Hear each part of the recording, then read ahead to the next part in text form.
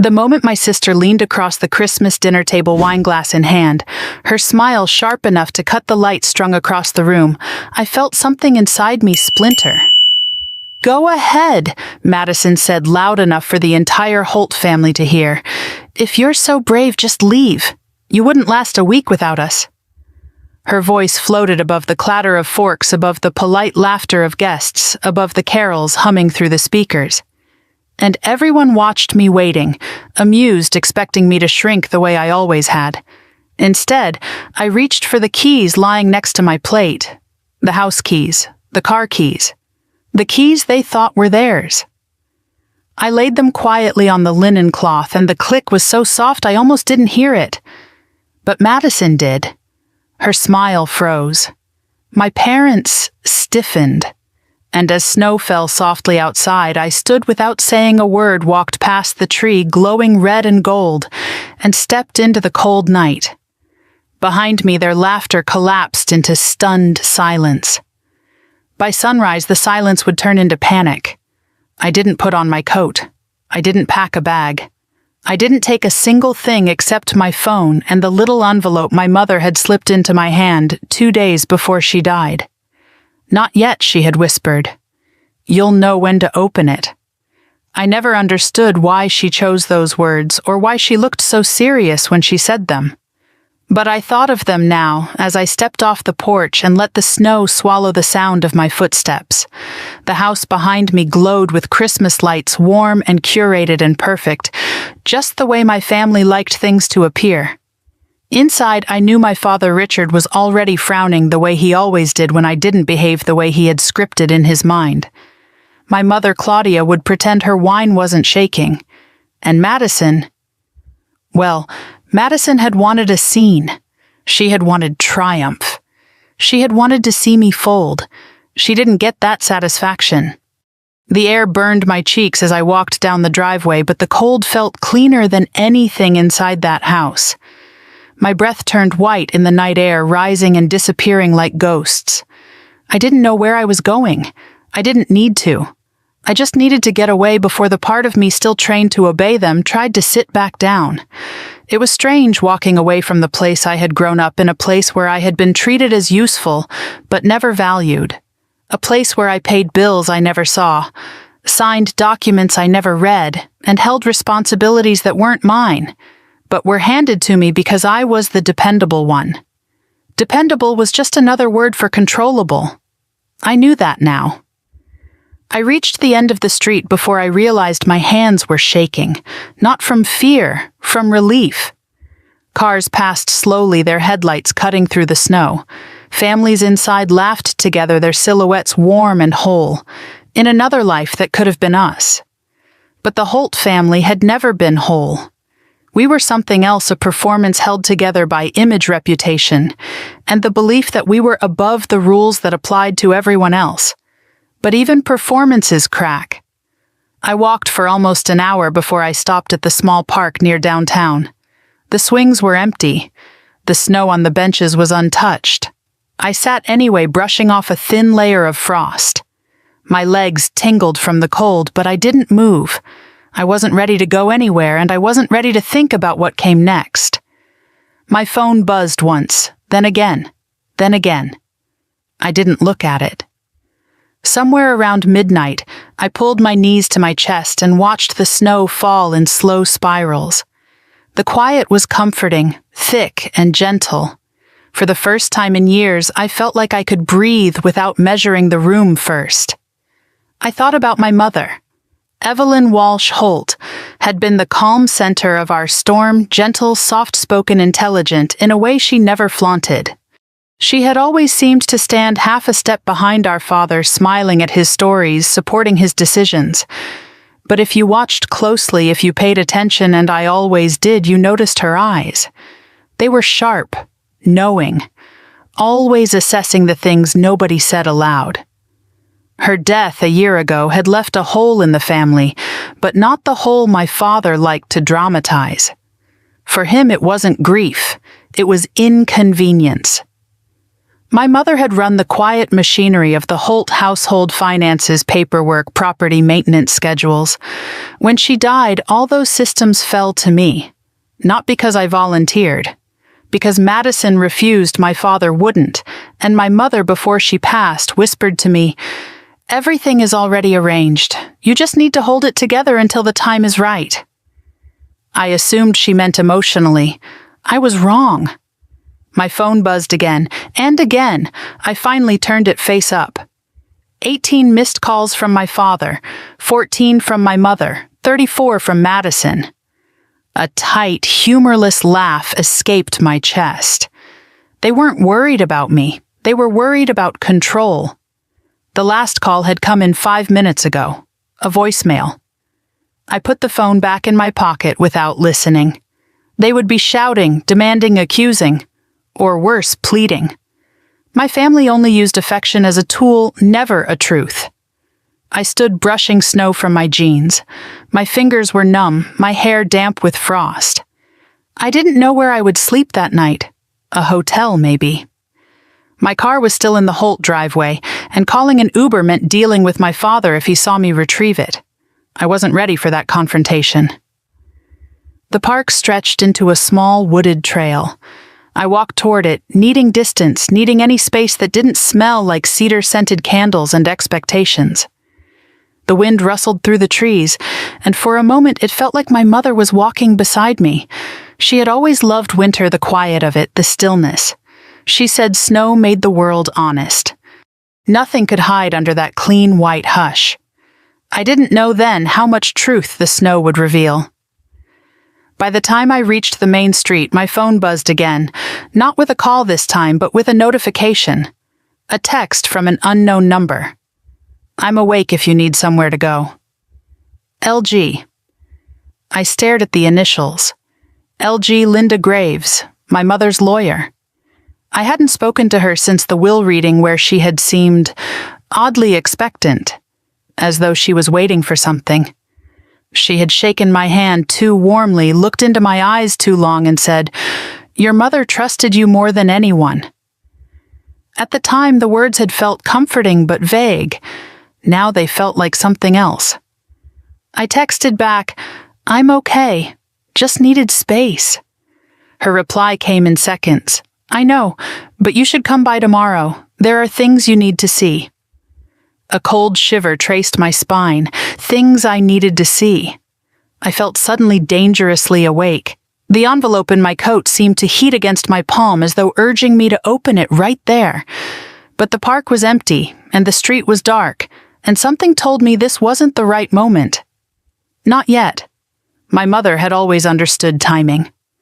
I walked back toward downtown, passing closed shops and glowing windows. Snowflakes caught in my eyelashes.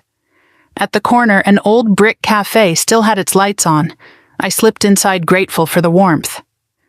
The barista didn't question why a woman without a coat walked in at 1 a.m. with snow in her hair. She just handed me a steaming mug of peppermint tea and said, "Rough night," I nodded, and she didn't pry. I sat near the window watching the snow thicken outside. The tea warmed my throat. My heartbeat steadied. Then, at 1:17 a.m., my phone vibrated again. Not a call, a message from Madison. "You think you're hurting us? You're pathetic. Come home before you embarrass yourself." I stared at the words for a long moment. Then I turned off my phone. Outside, the Christmas lights along the street flickered gently. People always talked about holiday magic, how December softened the world, brought families closer, healed old wounds. Magic had never touched the Holt family. But something else was coming. A reckoning. I finished my tea, wiped my hands on my jeans, and stepped outside again. The cold didn't sting as much. My legs didn't feel as heavy. I didn't know where I was going. But for the first time in my life, I knew where I wasn't going. Home. Not that home. Not ever again. The snow whispered as it fell, soft and unburdened. I lifted my face toward it, letting it melt against my skin. In that quiet moment, surrounded by a town wrapped in Christmas lights, I felt something unfamiliar bloom inside my chest. Freedom. My mother had prepared me for this. I didn't know how or why, but I would soon. Tomorrow I would go to Linda Graves's office. Tomorrow I would open the envelope. Tomorrow I would learn why my sister was wrong. I didn't need them. They needed me. And by the time the sun rose again on this small winter town, their perfect little empire built on image and ego, and my unquestioning obedience would already be beginning to crack. Tomorrow, everything would change. I woke to the hollow quiet of a hotel room I hadn't planned to sleep in. The curtains were thin, letting the pale winter sun bleed across the carpet in long, cold stripes. I lay still for a moment, letting the clarity of last night settle in. The air smelled faintly of old heating vents and peppermint tea. My phone lay face down on the nightstand, the battery nearly dead from a night of unanswered calls. For the first time in my adult life, the silence did not feel oppressive. It felt earned. I sat up slowly, muscles aching from sleeping in jeans, and rubbed my hands over my face. The memories of the night before rose one by one. Madison's smirk, my father's tightening jaw, the keys on the table, the snow swallowing my footsteps, the wave of missed calls. I wasn't fragile. I wasn't impulsive. I simply reached the end of a line they'd spent years drawing around me. The clock read 8:32 in the morning when I finally picked up my phone. It buzzed instantly in my hand, vibrating like something alive. I turned it over. 46 missed calls, 11 text messages, 3 voicemails, 1 group chat exploding with activity, and a new message from my father time-stamped 6:14 a.m. Come home. Now. We need to talk. No greeting, no concern, just the urgency of a man who'd realized something wasn't working in his favor. Another message followed minutes later. Where are you? We need access to the utilities. The bank account link isn't working. I closed my eyes.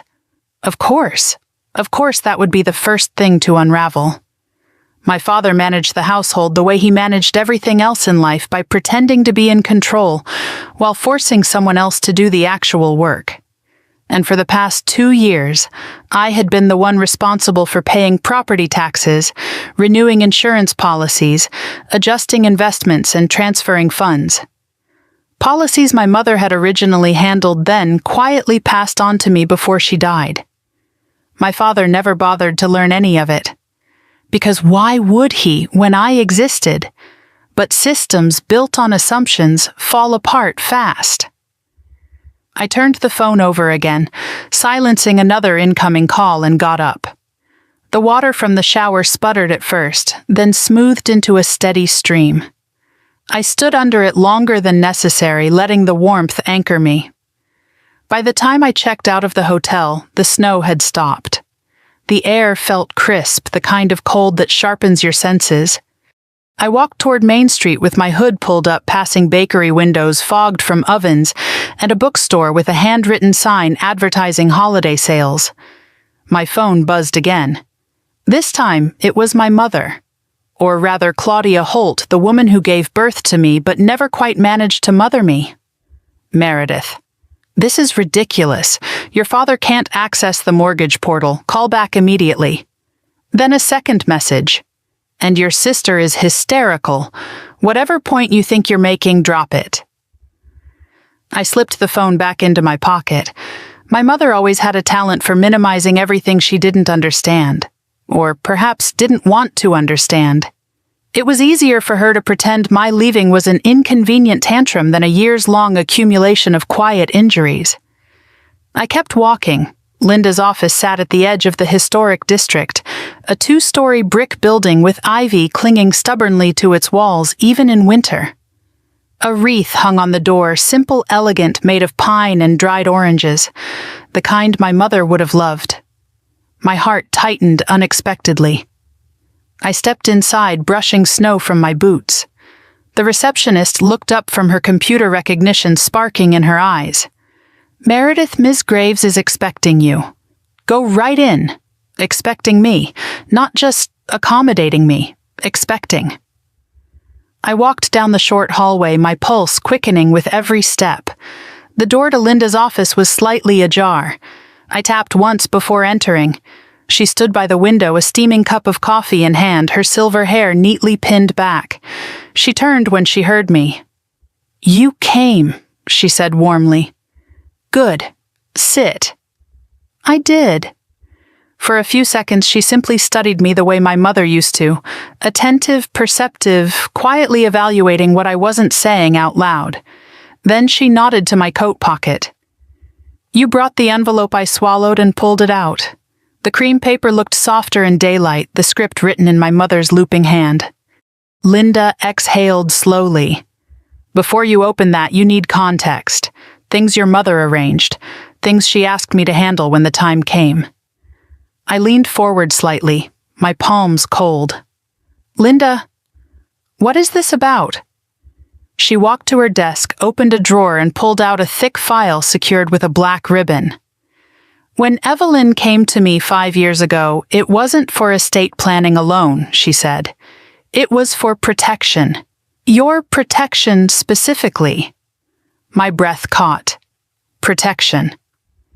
"Your mother was a brilliant woman," Linda continued, "and she understood patterns better than anyone gave her credit for. She saw the way the family leaned on you, the way they dismissed your contributions while exploiting your reliability. She feared it would escalate after her death." My chest tightened painfully. "So she made changes. Large ones." Linda set the file on the table and untied the ribbon. "Meredith, everything your family thinks they own, they don't." I stared at her. "What do you mean?" She opened the file. Property deeds, account documents, corporate records, pages and pages, each bearing a name printed clearly at the top. My name. All of it. My throat went dry. "Linda, this can't be right." "It is. Your mother transferred ownership gradually, intentionally, and legally. The house, the secondary property in Birch Hollow, the holiday cabin on Glacier Road, the investment accounts, the family trust. All of it held under your name with protective clauses preventing anyone else from accessing or transferring assets without your explicit consent." I blinked, the words floating around me like something unreal. "She never told me," I whispered. "She couldn't," Linda said gently. "Your mother understood your family dynamic. If she'd revealed her plans too soon, someone would have found a way to sabotage them. She needed you to stay unaware until I walked out." Linda nodded. She knew there would be a breaking point. "All she asked was that when it came, I step in." I sat back slowly, my pulse thundering in my ears. The Holt family empire, the one they paraded around town, the one they flaunted at charity events, the one they used to measure worth, had never belonged to them. Not really. It belonged to me. My phone buzzed again. I ignored it. "And now," Linda said, sliding a smaller envelope across the table, "you can open your mother's letter." My hands trembled as I broke the seal. The scent of lavender, faint but familiar, rose from the paper. I unfolded it and saw my mother's handwriting, graceful as ever. "My dearest Meredith, if you're reading this, then you've finally done the thing I always prayed you would do. Walk away. You deserved better long before today." I stopped, swallowing hard. Evelyn's voice came alive in every curve of ink. Her tone gentle, steady, patient, the voice of someone who had waited a long time for me to see myself clearly. "I know Madison resents your gentleness," the letter continued. "I know your father uses your reliability to excuse his failures. And I know your mother, yes, even me, expected too much from you for too long. But you are stronger than all of us." My breath hitched. I read on. "There are truths you don't yet know. Truths I entrusted to Linda. She will show you everything. She will help you protect what is yours. And when the time comes, when the veil finally lifts, and the family realizes what they've lost, you must not let guilt pull you back. Even love has limits." Tears blurred the ink. Linda waited quietly while I wiped them away. When I finished the letter, my hands shook. I pressed it to my chest, breathing slowly. "Take your time," Linda murmured. It took several minutes before I trusted myself to look up. "So what now?" I whispered.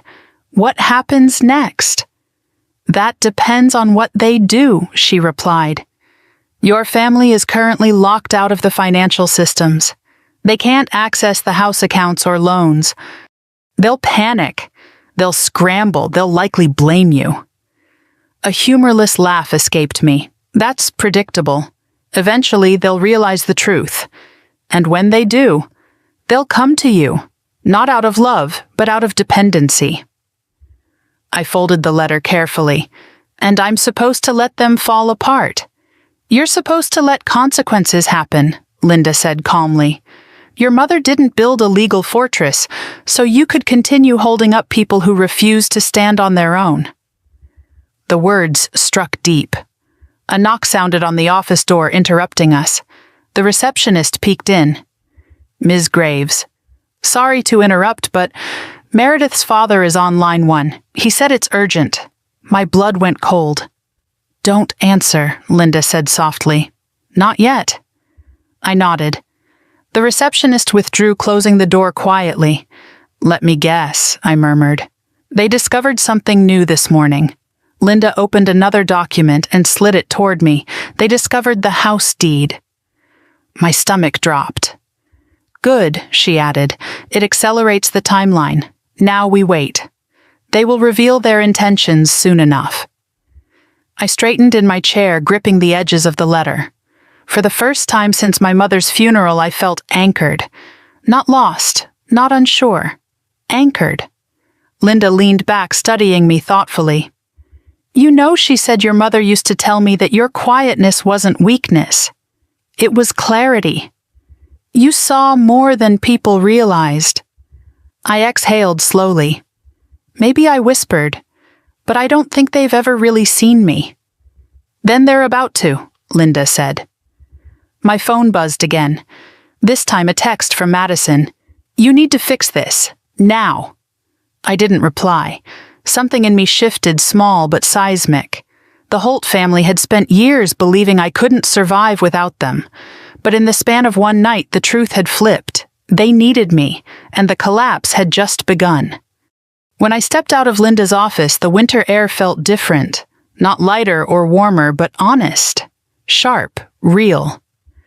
Snow crunched under my boots as I walked toward the street, the envelope tucked safely inside my coat. Behind me, the sun glinted off the brass plaque beside the office door. Linda Graves, attorney at law, elder law, estate protection. My mother had chosen her carefully.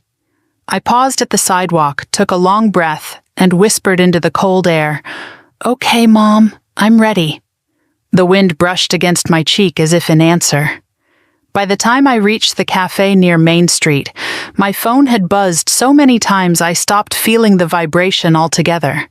I slipped into a booth near the window, ordered nothing, and wrapped my hands around the lukewarm ceramic mug someone had left behind.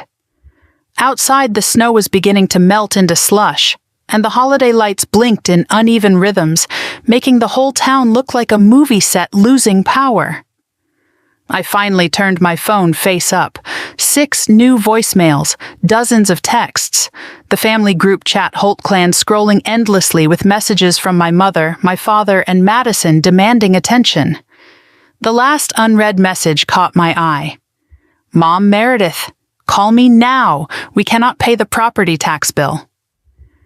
Property tax, I blinked slowly. I had paid it 2 weeks ago. Then I read her next message. "The online system says we're not authorized on the account. Fix it."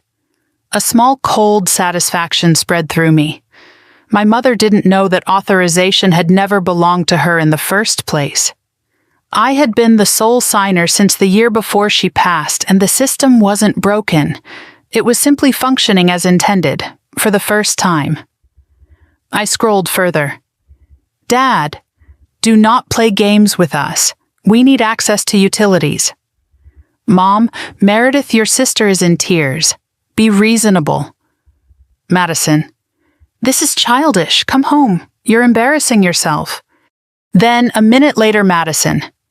"And by the way, the bank called. There's an issue with the main account. They say the primary owner needs to contact them. That's you. Fix it now." My fingers tightened around the mug. Their panic was beginning. I put my phone down, leaned back in the booth, and exhaled slowly. My mother had shielded me in ways I never understood until now. She had built a legal fortress and placed me quietly at its center, knowing that one day the family would try to pull me apart. She hadn't protected them from consequences, and neither would I.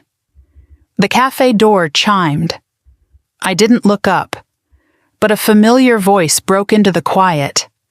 "There you are." I froze. Madison slid into the seat across from me, her cheeks flushed from the cold, her hair in a sleek ponytail. She looked like she had run the whole way here, which was ridiculous. Madison didn't run. She didn't hurry. People hurried for her. "We need to talk," she said, breathless. "No," I said calmly. "You need to talk. I don't owe you anything." Her eyes narrowed. "What is wrong with you?" I didn't respond. I simply waited. Madison leaned forward, nails tapping on the table. "Everything is falling apart at home. The accounts won't load. Dad can't pay the contractors. Mom can't access the mortgage. And the bank won't talk to us without you." "That sounds difficult," I said softly. She stared at me. "Are you kidding? This isn't funny. We're dealing with a crisis." I tilted my head slightly. "What crisis?" "You know what crisis." Madison's voice cracked, her composure slipping. "The house mirror. The house. The bank said the primary deed holder has to update the verification manually. And when Dad checked the name on the official record she stopped." I let the silence press on her, heavy and unrelenting. Finally, she whispered it. "Yours." Her face twisted with disbelief. "How is that possible?" "How did you get the house?" "I didn't get it," I said. "Mom gave it to me." Madison's jaw fell slack. "That's impossible." I asked her 3 different times if she'd updated the deed after I moved out, and she said, "She told you whatever she had to," I said quietly. "And she told me what mattered." Madison was shaking her head. No, she wouldn't do that. She wouldn't choose you over the whole family. She didn't choose anyone I said. She protected me." The words landed like a slap. Madison's eyes filled with something sharp and dangerous. "This is unbelievable. You walk out like a dramatic martyr, and suddenly you're lording your magical inheritance over everyone." I stared at her, feeling the smallest flicker of grief. She really didn't see it, not then, not ever. "I didn't take anything from you," I said. "I'm just not carrying you anymore." She shot to her feet, palms slamming onto the table. A few people looked over, startled. Madison lowered her voice, but not her fury. "You listen to me, Meredith. Our parents are freaking out. Contractors are calling. Dad's business account is frozen. The utilities are flagged pending authorization. None of this makes sense. And now the house. How is the house yours? How did Mom?" She cut herself off, eyes widening. "Oh my God," she whispered. "Mom planned this. I didn't confirm it. I didn't need to." Madison sank back into her seat, stunned. Then slowly her expression hardened into something brittle and cruel, the look she'd worn many times growing up right before she took something from me just because she could. "Fine," she said. "Play this game. But you will come home today. You will fix everything. And then we are going to straighten out whatever ridiculous legal glitch put your name on the deed." "No," I said. She blinked. No, I repeated. "I'm not coming back. I'm not fixing anything. And nothing is a glitch. The estate is mine. Legally, fully, permanently." Madison laughed, a sharp, humorless sound. "Dad will never allow that." "It's not his decision." Her face twisted. "Mom was always too sentimental. She didn't understand what this family needed. Dad and we kept everything functioning. Not you." Is that what you told yourself? I asked softly. That's what's true, she snapped. I slipped my coat on, stood, and placed a few bills on the table for the untouched tea. Good luck, Madison. You can't walk away from this. I already did. I stepped past her, leaving the cafe before she could form her next threat. Outside, the sun had risen fully, casting pale gold across the icy streets. I pulled my hood up and walked, feeling the crisp air sting my cheeks. Behind me, Madison burst out of the cafe, shouting my name. People turned. She hated unwanted attention. It meant she wasn't in control of the narrative. Good. I kept walking. She didn't follow far. Madison always stopped when the chase wasn't easy. As I reached the corner, my phone buzzed again. This time, the caller ID made me pause. Birch Creek County Tax Office. I let it ring twice before answering. This is Meredith, I said. A polite voice responded. Ms. Holt, we're calling to confirm authorization for the tax exemption update on your Birch Hollow property. My Birch Hollow property, I repeated. Yes, ma'am, the clerk said. It appears your family attempted to access several accounts under your name this morning. Since you're the sole owner, we need confirmation directly from you. My pulse steadied. Sole owner, I said. Right. Yes, ma'am. Would you like to authorize the exemption update? I looked down the street at the snow melting under the weak winter sun. Yes, I said. Go ahead.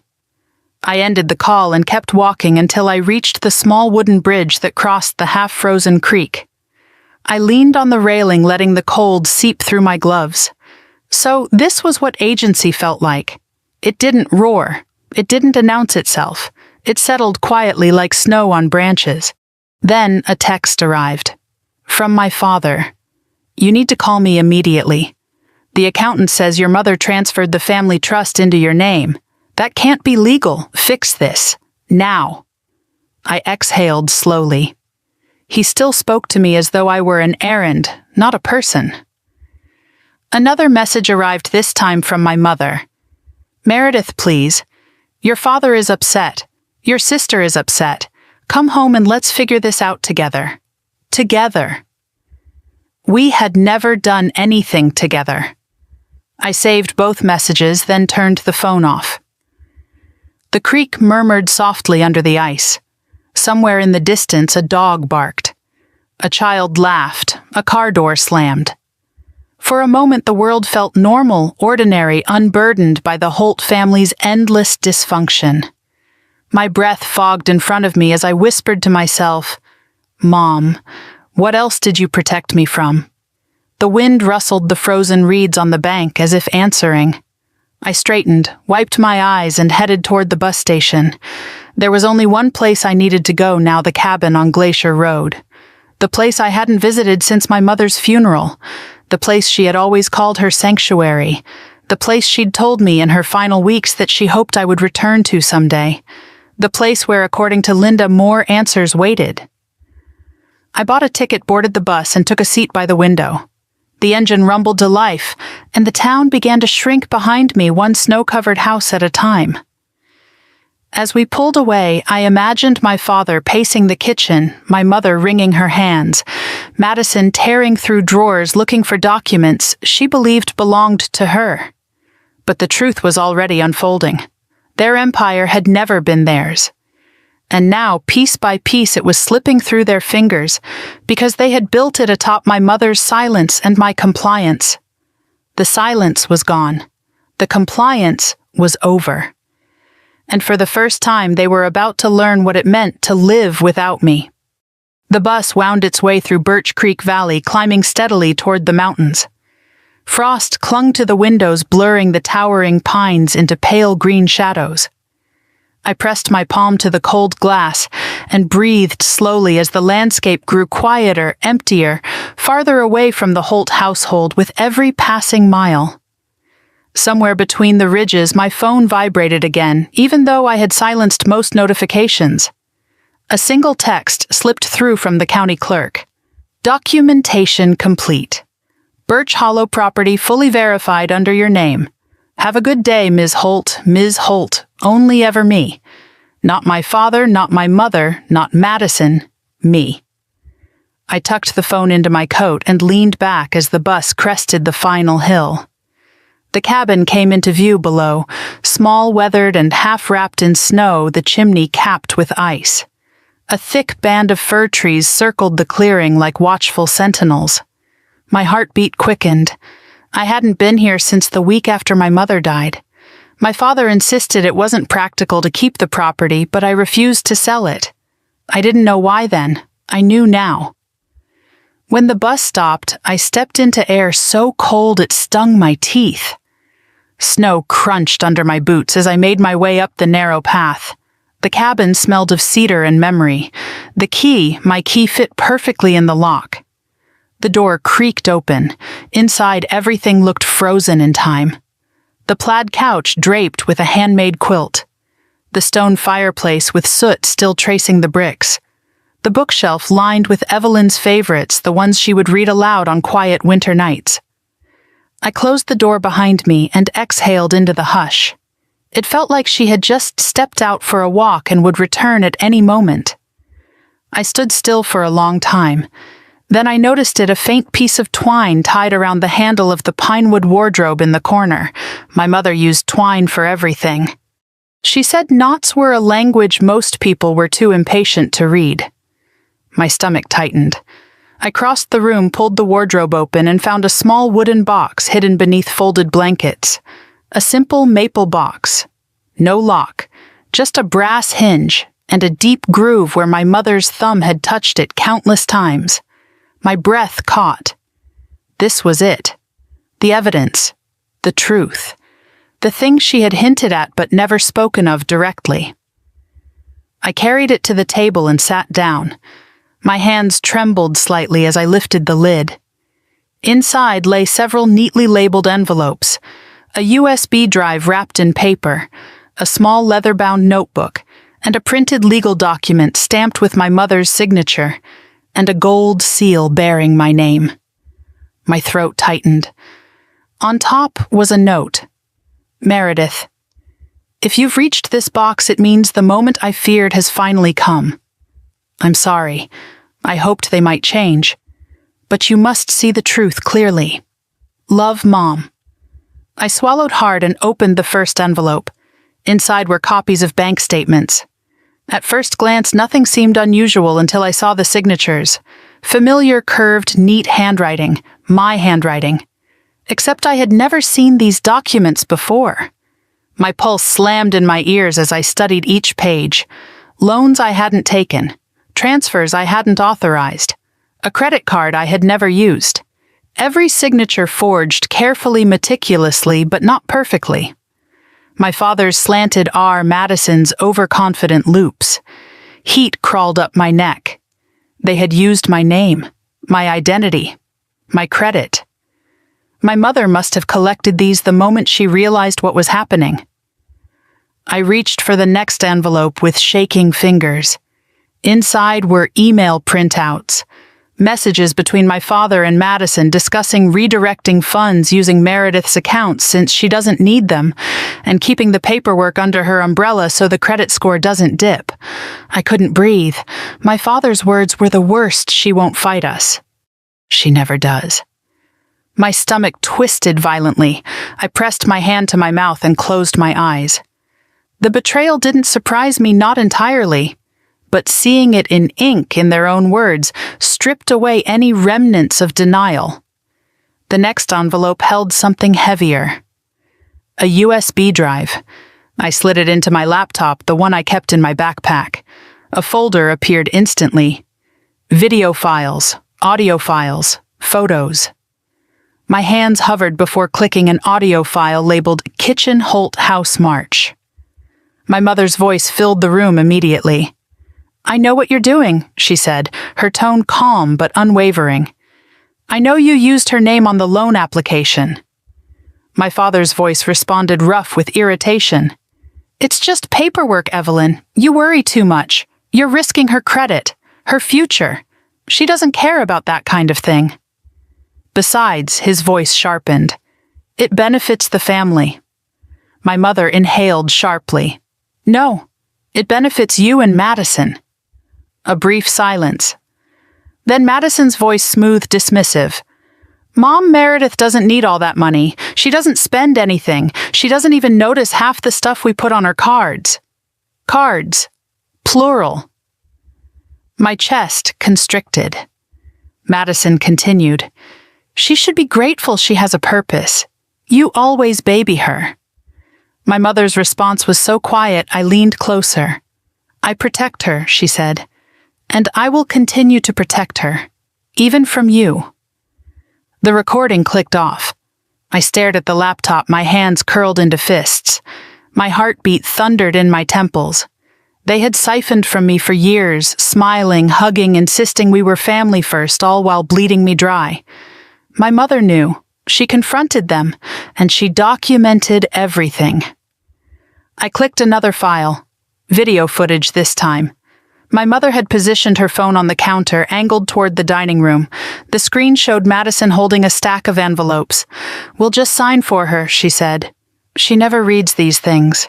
Dad, your handwriting looks enough like hers. Just keep it consistent. My father nodded, flipping through the papers. This refinance gives us breathing room. We'll pay her back eventually. They both laughed. Eventually meant never. My stomach churned. I clicked another file. Audio only. My mother speaking to someone her attorney knew. The voice wasn't Linda's. It was a man. She'll need protection, my mother said. She trusts too easily. A pause. She thinks they love her, but they only love what she does for them. The man replied, Are you certain you want to transfer everything to her that will create conflict? It's already coming, my mother said quietly. I won't live to shield her myself, so I'm building the walls she'll need. My throat closed. I pressed a trembling hand to my forehead. She did this for me, all of this, alone, while dying. The weight of that sacrifice settled into my bones, heavy and undeniable. The next item in the box was the leather-bound notebook. My mother's handwriting filled the first page, a record of everything they've done, in case Meredith ever needs proof. I flipped through the pages, meticulous notes dated over 3 years, instances of forged signatures, unauthorized withdrawals, conversations overheard, items pawned, vacations charged to accounts I didn't know existed, each entry carved deeper into the truth. They hadn't just taken advantage of my kindness. They had built an entire lifestyle on it. A soft creak startled me. I glanced up. Wind brushed against the cabin windows, making the glass hum. I placed the notebook down and reached for the final document. A notarized letter. This one addressed to me with my mother's full signature and a witness seal. To my daughter, Meredith. If you are reading this, you have discovered what your father and sister have done in your name. You must not feel shame. They relied on your goodness to shield their wrongdoing. I forced myself to keep reading. You have a right to protect what is yours. You have a right to say no. I am giving you the tools they hoped you would never have. A tear fell onto the page. Be strong, not for them, but for yourself. Love always, Mom. I closed the document and pressed it to my heart. Outside, the wind howled through the pines. Snow drifted against the windows in soft sheets. The cabin felt both safe and unbearably small, the weight of truth pressing against its wooden walls. My phone began vibrating violently. I hesitated before turning it over. 37 missed calls from my father. 22 from my mother, 16 from Madison, 3 from unknown numbers. Then 1 new voicemail, 1 new text. Madison Dad says the bank froze everything. They said the primary owner must come in person. Did you do this then? Another message. Madison, you can't do this to us. Come home right now. I looked at the box, at the files, at the proof, at the truth my mother had spent her final strength preserving. I wiped my face, closed the lid, and stood slowly. My voice came out steady. "No, Madison," I whispered into the empty room. "I'm not coming home." Then stronger. "You're coming to me." The wind rattled the window pane like applause. I slipped the box into my backpack, zipped it, and pulled on my coat. Tomorrow I would return to town. Tomorrow I would meet with Linda again. Tomorrow I would begin the process my mother had prepared me for. But tonight, I let myself sit on the edge of the bed, the quilt rough beneath my palms, and whispered into the silence, "Thank you, Mom." I see it now. The cabin's old furnace rumbled to life, filling the space with warm air. And in that warmth, I realized something unmistakable. The Holt Empire wasn't collapsing because I left. It was collapsing because it had been rotting for years, held up only by me, and I had finally stepped aside. Tomorrow the reckoning would begin. I woke to the sound of wind brushing against the cabin windows, a soft, rhythmic whisper that felt strangely comforting. The air inside was warm, but the world outside was buried beneath another night's snowfall. For a moment I lay still beneath the quilt, listening to the creaks of the old wooden beams and the faint hum of the furnace. The cabin felt alive as if it had been waiting for me. Then my phone lit up again. 59 missed calls. The Holt family was unraveling faster than even Linda had predicted. I sat up slowly, rubbing my eyes before scrolling through the messages. They came in waves: panic, anger, confusion, desperation. "Dad, the accountant says the trust fund isn't accessible. You need to fix this." "Mom, your father is stressed. Come home immediately." Dad again. "We need access to the business account. They said authorization is under one name only." Is this a joke, Madison? Why is the power about to be shut off? You better answer me. Another message. Madison, this is cruelty, Meredith. You're punishing us. I exhaled through my nose. Punishment required intent. All I had done was walk away. Their collapse was not my doing. It was the consequence of their own greed, their own neglect, their own belief that I was nothing more than a tool. I set the phone aside before I could fall into old habits, responding, soothing, fixing. That version of me had died the moment I placed the keys on the Christmas dinner table. The kettle on the stove hissed gently as I heated water for tea. The scent of pine drifted through the cracked window. In the stillness, I allowed myself a moment to breathe before facing everything waiting for me below this mountain. But the silence didn't last long. My phone vibrated again. A voicemail left at 6:47 a.m. My father's voice boomed through the speaker before I could stop myself from listening. Meredith, this nonsense ends today. I don't know what you think you're doing, but you get back here. The bank says you changed the primary owner on the accounts. We need those funds. Do not ignore me. He paused, breath heavy. And the house your mother must have made some mistake with paperwork. We'll fix it. Just come home. His voice cracked on the last line. Not with worry for me, with worry for himself. Another message played automatically. My mother this time quieter. Sweetheart, whatever this is, we can work it out. Your father is upset, and Madison is... well, she's confused. Come home and we'll sort the money situation together. I almost laughed. Money situation. As if what they'd done was a minor bookkeeping error. The third message was, Madison. Okay, I get it. You're mad. Fine. But you're making this a big deal. We need access to the accounts right now. Dad can't finish the payroll for the construction team. You're messing up everything. Stop being dramatic and answer your phone. I deleted the voicemail.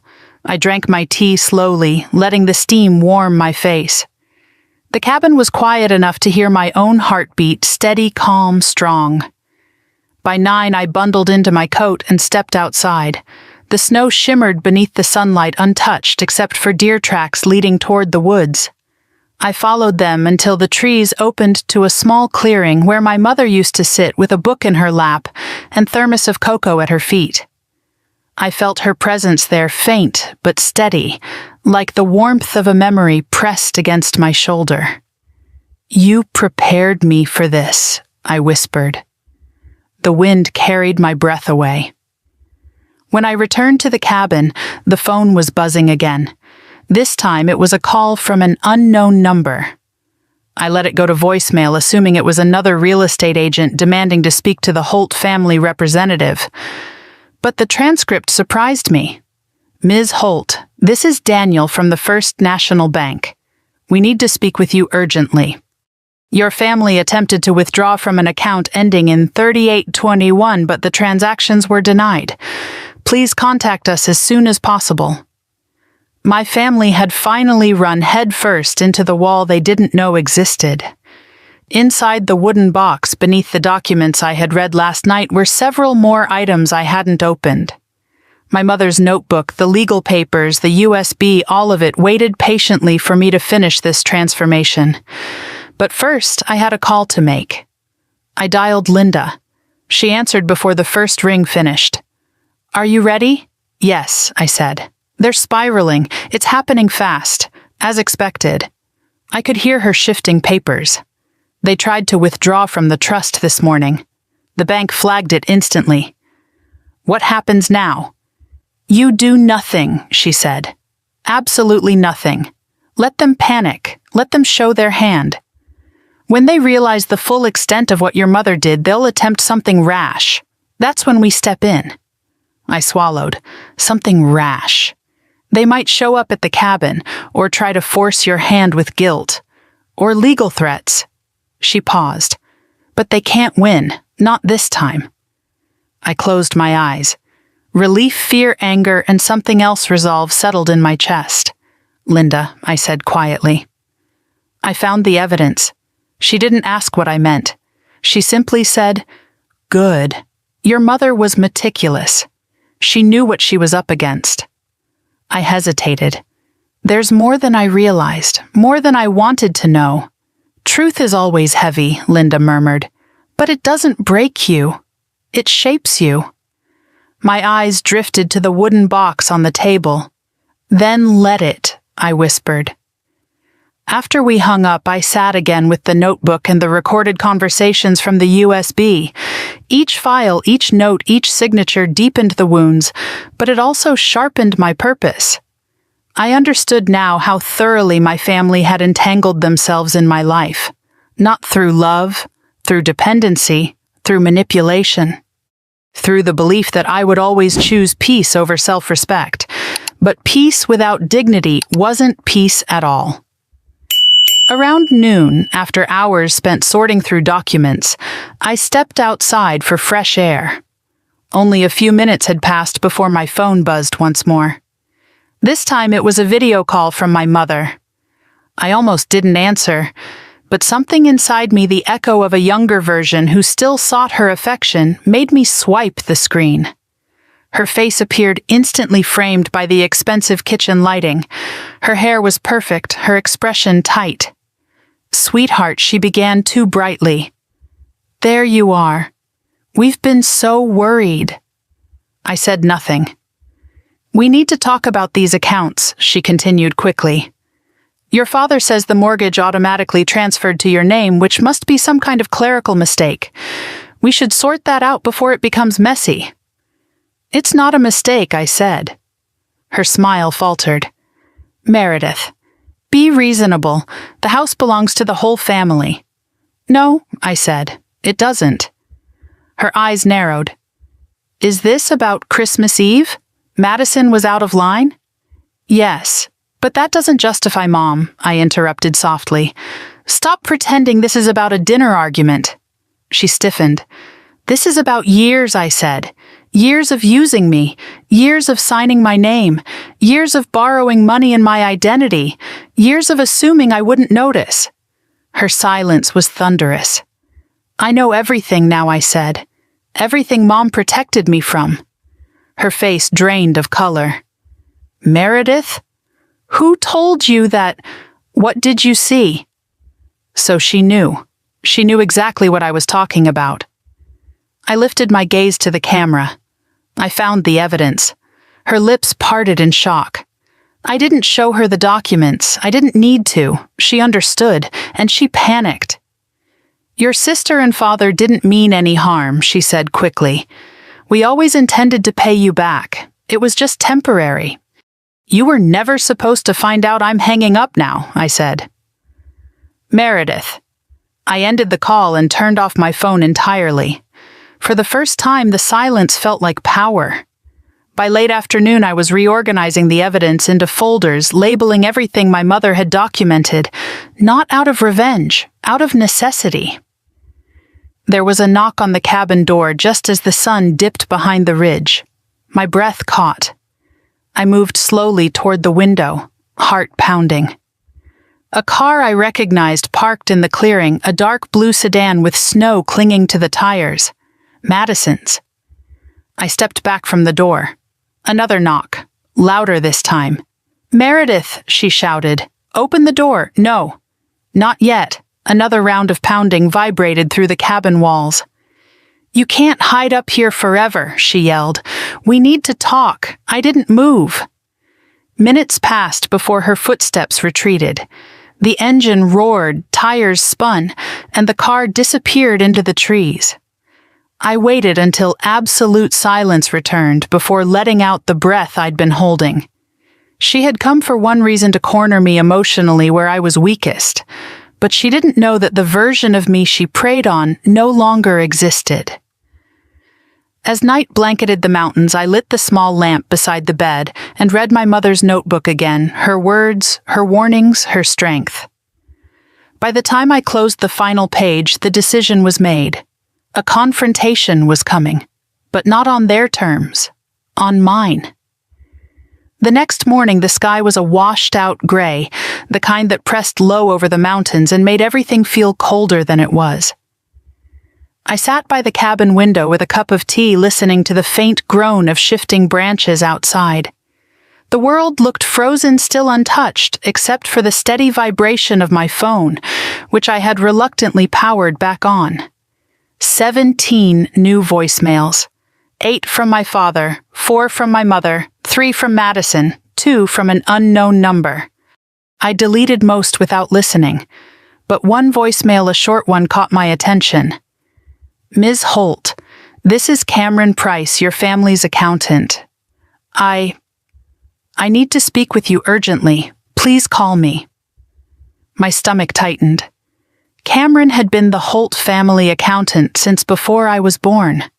Reserved, meticulous, painfully ethical, one of the few people in my parents' orbit I actually trusted. If he was calling me directly, then something had gone very wrong. Or maybe something had gone very right. I stared at the phone for a long moment before dialing him back. He answered on the first ring. "Meredith, yes. What's going on?" A long exhale came through the line. "I'm glad you called. I didn't want to leave details over voicemail. I assume you know something about the trust and the property transfers. I know everything," I said softly. "Then you understand why your father and sister are panicking." I didn't respond. He continued. "Yesterday morning, your father contacted me insisting there was a system error, locking him out of all accounts. He demanded I override the permissions. When I explained I legally couldn't, he became volatile. That sounded like him." He said. Cameron continued hesitantly, "My wife must have been out of her mind. No way she put Meredith in charge of the estate." I flinched, despite myself. Cameron went on. "I reviewed the estate documents again to confirm. Everything is valid. But here's what you need to know, Meredith. The accounts aren't just inaccessible to them. They're in critical condition." My breath caught. Critical how your father and Madison have accumulated significant debt over the last 3 years. I've warned them repeatedly. They ignored every warning. They refinanced twice. They leveraged the family home. They took loans under your name. I know about the forgeries I interrupted. My mother left proof. A stunned silence followed. "Then I'm relieved," he said quietly. "You're going to need that evidence." I closed my eyes briefly. The tea in my hands had gone cold. There's more, Cameron added. Your father tried to withdraw $70,000 yesterday. The bank flagged it. When they refused the withdrawal, he demanded they escalate the issue. I let out a slow breath. He thinks money will fix everything. He thinks control will. Cameron corrected gently. But Meredith? He's run out of both. I rubbed my forehead. Is the family at risk of losing anything? Losing. He let out a dry laugh. They've already lost everything. They just don't realize it yet. A strange mix of grief and vindication twisted inside my chest. Cameron shifted papers. I could hear the rustling on his end. Your father's business is weeks away from collapse. Madison's credit is ruined. Your mother's final savings were drained trying to cover debts they hid from you. My jaw tightened. She knew, but she didn't tell me. She was trying to protect you, but she also prepared for the day you'd need the truth. I glanced at the wooden box on the table, the letters, the files, the USB drive. She did. Listen carefully, Cameron said. Your family will try everything guilt manipulation threats to pull you back. But the only way to resolve this legally and financially is for you to distance yourself. Completely. That's already happening. Good. Now here's the real reason I called. Papers rustled with urgency. Your father has scheduled a meeting with an attorney this afternoon. He intends to challenge the estate and dispute your ownership of the assets. My stomach dropped. Can he? No, Cameron said firmly. But he doesn't understand that. Or he refuses to. What will happen when he tries, he'll lose, immediately, and he'll be furious. I swallowed. I knew my father's temper. I had felt it in small, cutting ways, growing up quiet comments that sliced deeper than yelling ever could. But this time, he wouldn't just be angry. He would be desperate. Meredith Cameron said gently, You need protection. Please tell me you have someone advising you. A lawyer, I said. My mother arranged it.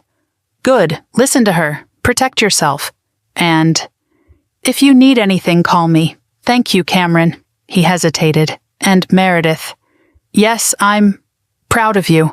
I've watched you hold that family together for years. You deserve better than what they did. My eyes stung. Thank you, I whispered. We hung up. The cabin felt colder now. I wrapped my hands around the mug again, even though the tea was cold. My father planning legal action wasn't surprising. Humiliation was intolerable to him. And nothing humiliated him more than losing control. Still, I couldn't focus on him. Not yet.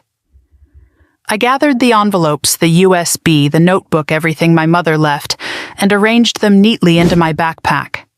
The leather felt warm from the wood stove. The weight of the evidence settled against my spine like armor. I was about to leave the cabin to meet Linda when I heard something that froze my breath. Voices. Outside. Are we sure she's here? That's what Dad said. He tracked her phone. She better fix this before he loses the business. Madison and... my mother. No, not my mother. Claudia. I moved slowly toward the window and peeked through the curtain. Two figures trudged through the snow, bundled in coats and scarves, breath puffing into the cold air. Madison's sharp profile. My mother's stiff posture. They were here. My heart pounded once hard. I backed away from the window. The knock on the cabin door rattled the frame. Meredith Madison shouted, "We know you're in there!" Another knock, harder. "Open this door right now!" My hands curled into fists. I didn't move, not yet. Silence. Then my mother's voice, soft, coaxing, dripping with practiced sweetness. "Honey, sweetheart, please open the door. We just want to talk. Explain, manipulate, rewrite, guilt, shame, control." I had lived that cycle my entire life. No more. I stood completely still as Madison's fury bubbled over. Do you think you can hide from us? She screamed. You destroyed everything. Dad's business is collapsing. The house is frozen. The bank won't help us. That's enough, Madison, my mother hissed. No, she needs to hear this. Madison pounded on the door. You owe us. You owe us everything. I inhaled sharply. My mother's voice dropped to a whisper. Madison. But Madison wouldn't stop. Who do you think you are? She shouted. You think you're better than us. You think you can walk away and just let everything fall apart. You think any of this was yours. You were supposed to help us, not abandon us. My blood roared in my ears. Behind the door, my mother attempted her old persuasive tone. Please, sweetheart, we're your family. Family. The word tasted like ash. A long silence followed, broken only by the wind. Then Madison muttered something I couldn't quite hear. The car door slammed, then another. Tires spun in the snow, scraping against ice. The car sped down the mountain road, growing quieter until the engine disappeared entirely. I stood frozen for a long time. Then I sank slowly onto the couch, burying my face in my hands. Not because I was afraid, but because I finally realized how completely I had separated myself from them. They couldn't reach me anymore, not through guilt, not through anger, not through need. A line had been drawn, one my mother had prepared, one I had chosen. When I finally stood, the air felt clearer. I grabbed my coat, slung the backpack over my shoulder, and stepped outside. The snow crunched softly beneath my boots, and for a moment I looked toward the road where their footprints were already disappearing under fresh snowfall. Goodbye. I whispered not to them, but to the version of myself who had once believed I had to make myself smaller to be loved. I headed down the path toward the bus stop. It was time to meet with Linda. Time to prepare. Time to finish what my mother started. Linda's office looked different the second time I entered it, brighter somehow, as if the winter sun had shifted just enough to reveal details I hadn't noticed before.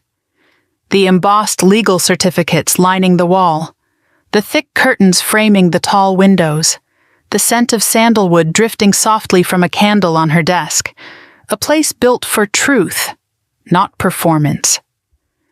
I stepped inside with my backpack pulled close to my body, the weight of the evidence grounding me. Linda stood when she saw me, and for a moment her stern professionalism softened. You look steady, she said. I feel steady. Good. You'll need to be. I sat placing the wooden box on the table. She rested her hands on it as though examining something sacred. This, she said quietly, is more than enough. I exhaled tension loosening slightly from my shoulders. Then, what do we do now? Linda slid several documents toward me. Your father retained a local attorney yesterday. From what I gather, he intends to challenge the estate. Today, at 2, he's scheduled a meeting with the attorney and the bank manager. I expect he will attempt to accuse you of manipulating Evelyn. I blinked in disbelief. Me manipulating Mom. People like your father rewrite history when it benefits them, Linda said. Always remember that. But his argument will fall apart immediately because the estate isn't just legally airtight, it's ethically airtight. Your mother structured everything without your involvement. And we have proof. I opened my backpack and pulled out the envelopes, the USB, the notebook, placing them in a neat stack. Linda's eyes lit with a kind of fierce satisfaction. This will end them.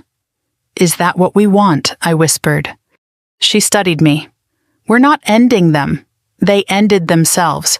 You're simply stepping out of the wreckage. I nodded slowly. Linda pulled closer a legal pad. Here's our plan. You're not to reach out to them. You're not to respond to texts, calls, emails. You do nothing. We observe. We gather. And when the moment comes, we present everything. And that moment is soon, she said. Very soon. Before she could elaborate, her desk phone rang a sharp, old-fashioned sound that cut through the quiet. Linda answered without taking her eyes off me. Yes, this is she. I understand. Can you repeat that? Her brows arched slightly. I see. And did you inform him that only the primary trustee can authorize that? Good, thank you. She hung up. I raised an eyebrow. That was the bank manager.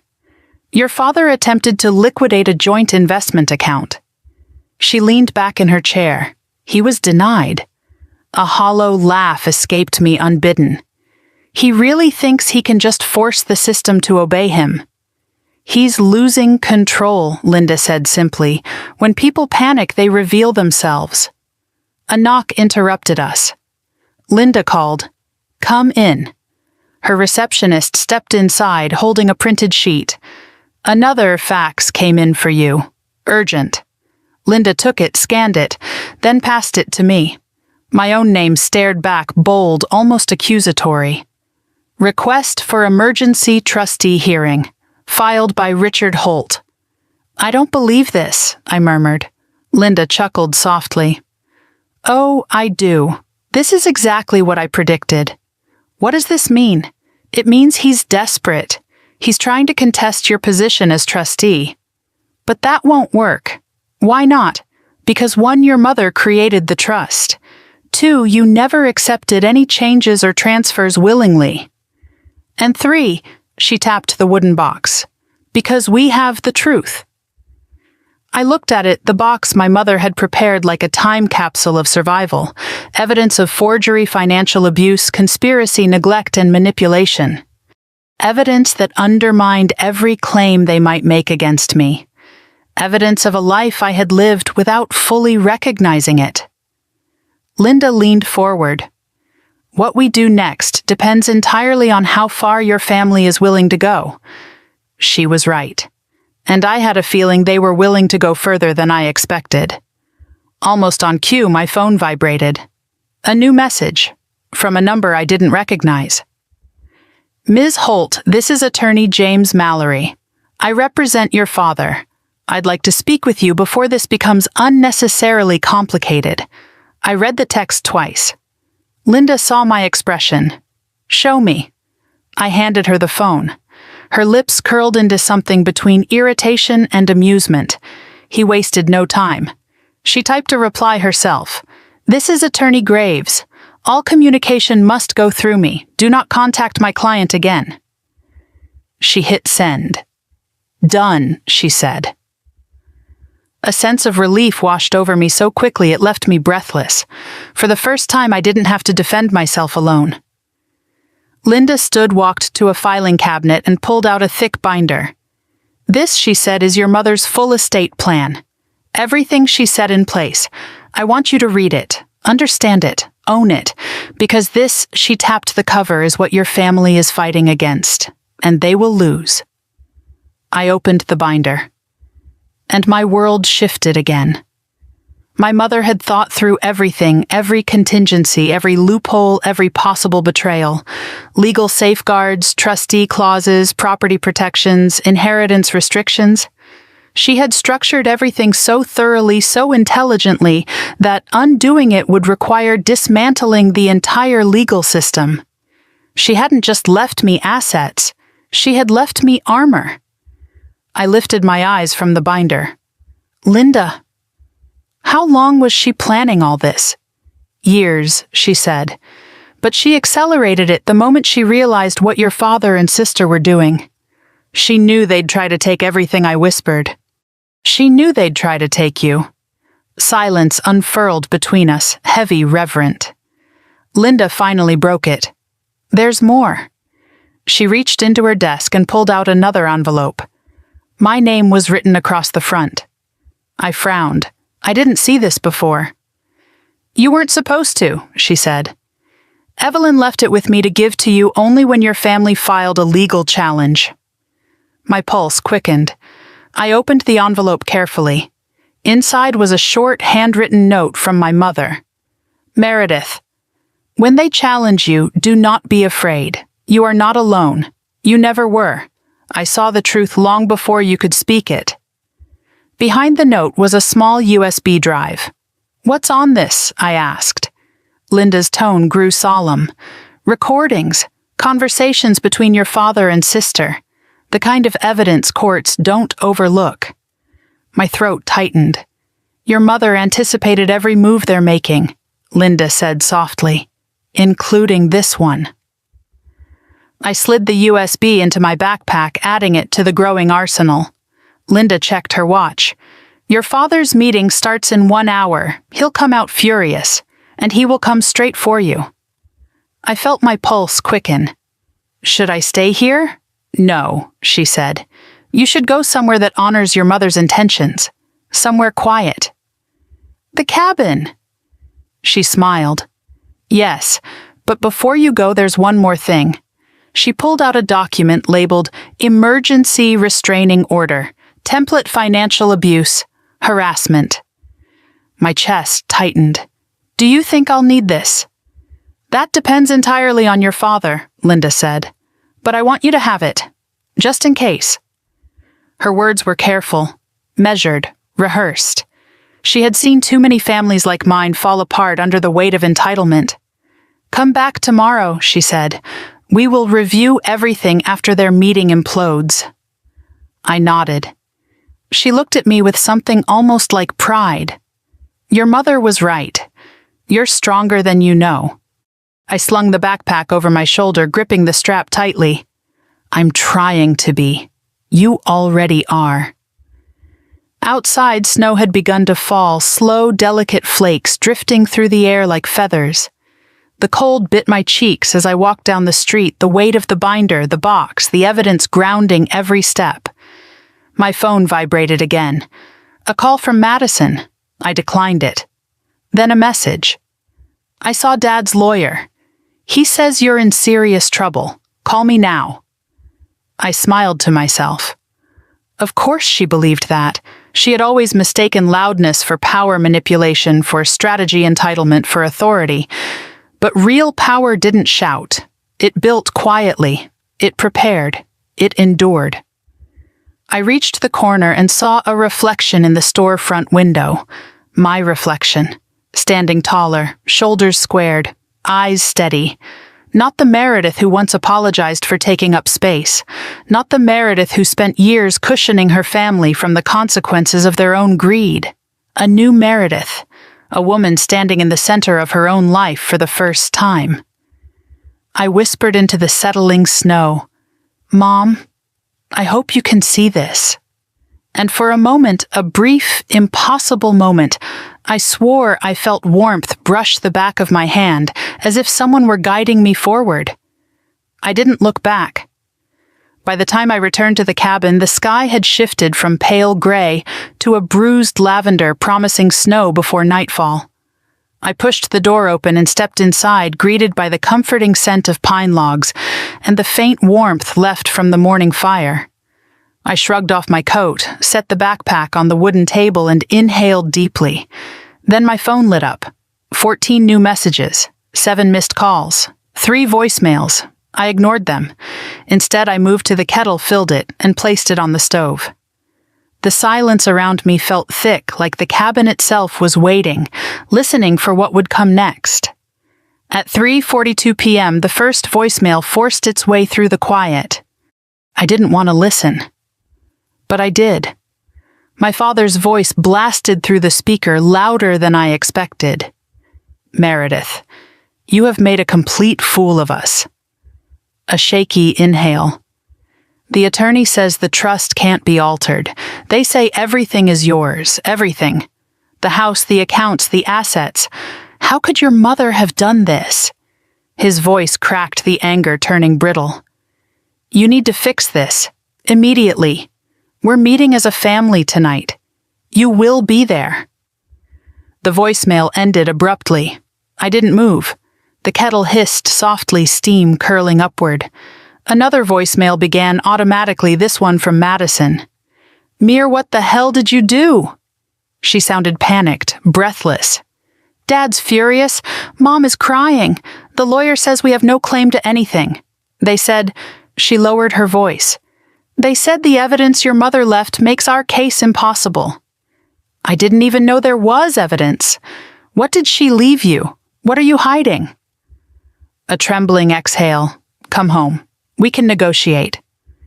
I ended the voicemail before it finished. Negotiate.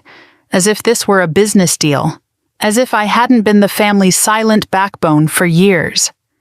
The third voicemail had no introduction, just Meredith, "Please, my mother." Her voice was exhausted, small, almost unrecognizable. "We're losing everything. Your father went to the bank. He was humiliated. Your sister is terrified. This isn't who you are. Please, please come home and talk to us." My throat tightened, but not with sympathy, with clarity. This wasn't who they thought I was. They had only ever seen the version of me that served them, the version that bent, the version that apologized, the version that covered up their mistakes. And that version was gone. I replayed the last line of my mother's message. "This isn't who you are," but it was. This was who I had always been, someone who endured quietly until she didn't. Someone who would burn down the structures built from her labor if they became cages. I turned off the voicemail. The kettle whistled. I removed it from the stove and poured myself a cup of chamomile tea, letting the fragrant steam rise around my face. 5 minutes of silence passed. Then the phone rang again, this time from an unknown number. I let it go to voicemail. A moment later, the transcript popped up on my screen. It was the bank manager. "Ms. Holt, your father attempted to transfer funds from your personal investment account. We denied the request, but you may want to contact your attorney." My pulse quickened. He had tried again. I reached for my phone, ready to call Linda, when another message appeared, this one a group text from the family chat. "Dad family meeting at 6 p.m. non-negotiable." Madison, "You owe us an explanation." "Mom, please Meredith, we need you." My lips curved into a small humorless smile. There it was. Not "we miss you," not "we love you," not "we're sorry." We need you.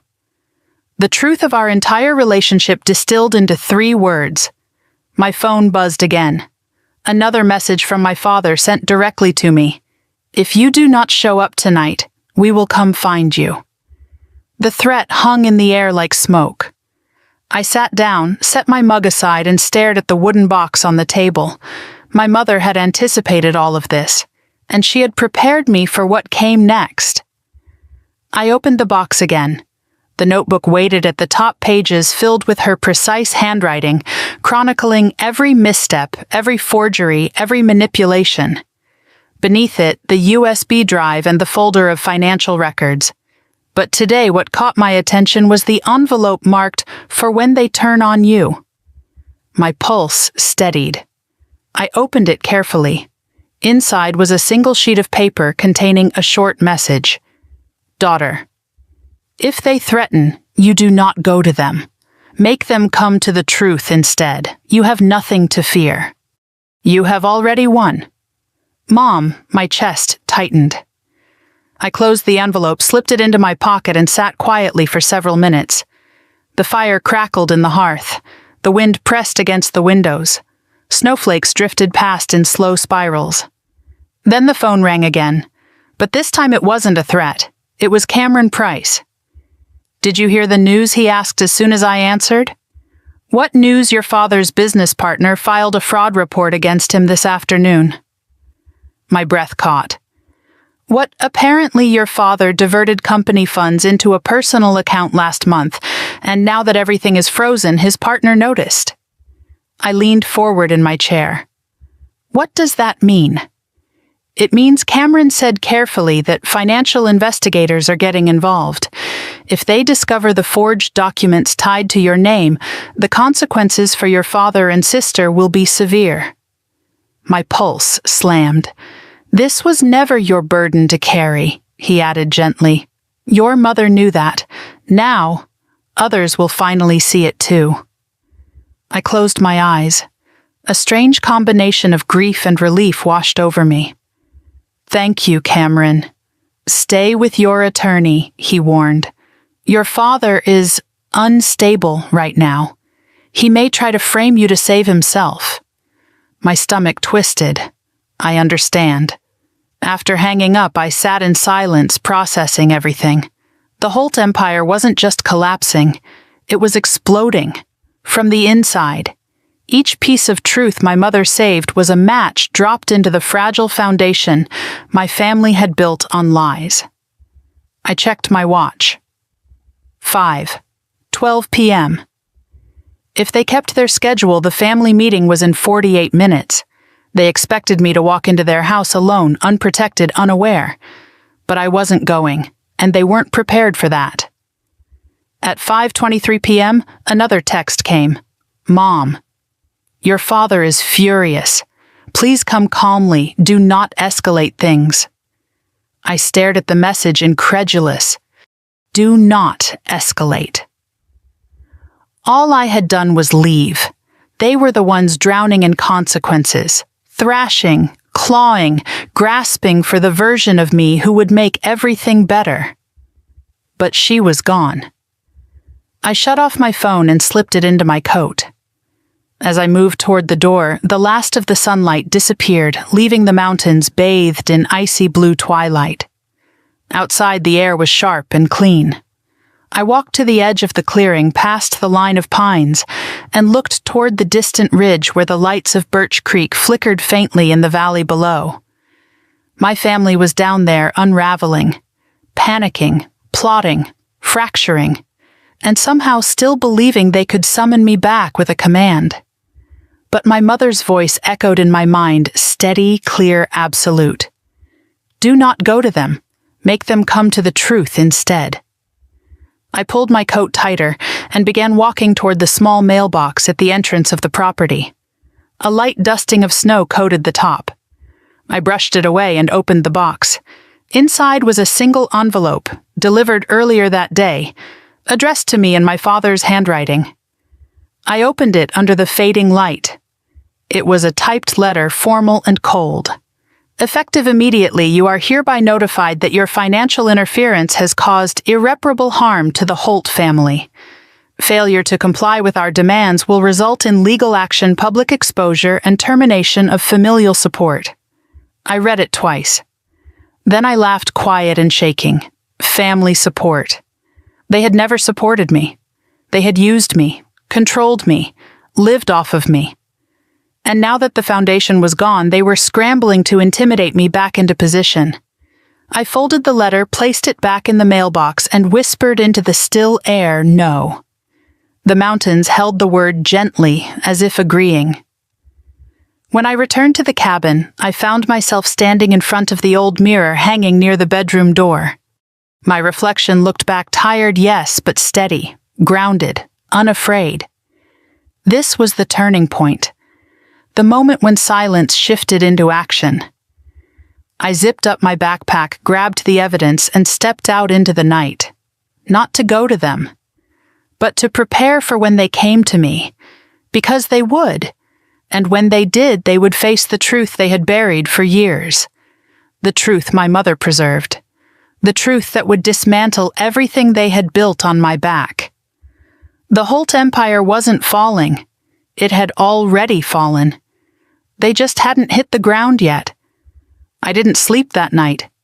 The cabin was quiet, too quiet, as if the walls themselves were holding their breath. I sat by the fire with my mother's notebook open on my lap, the flames casting slow-moving shadows across the pages filled with her handwriting. Every word felt like a thread stitching me to her, steady, deliberate, unbreakable. By dawn, frost had formed on the inside of the windows. The sky beyond them glowed pale pink, a deceptive softness that did nothing to ease the tension building inside me. At 7:23 a.m., my phone vibrated violently on the table. A single notification lit the screen. Family meeting results, urgent, sent by Madison. I drew a slow breath, unlocked the phone, and opened the message. Mir, you need to answer. Dad's lawyer says if you don't comply, they will issue a formal complaint. They're bringing everything to you this afternoon. Be home by 2. Be home. As if the Holt house was still my home. As if I still belonged inside those walls. As if they hadn't spent years hollowing out every corner with their expectations, their demands, their endless taking. I closed the message. The phone buzzed again immediately. This time it was my father. You will not avoid this. We are coming to you. Prepare to talk. I stared at the screen for several seconds before turning off the phone completely. Today was going to be the day everything collided, and I needed to be ready. I packed the evidence into a single organized case, my mother's notebook, the envelopes printed emails, bank statements, the USB drives, and the notarized letters. The weight of it was substantial, but not suffocating. It felt like armor. Linda had told me not to meet them alone. She was right. I left the cabin just after 8 boots crunching through the icy snow and took the first bus back into town. My breath rose in thin white streams as I stepped onto the sidewalk in front of Linda's office. She was already waiting at the door, a thick folder in her hands.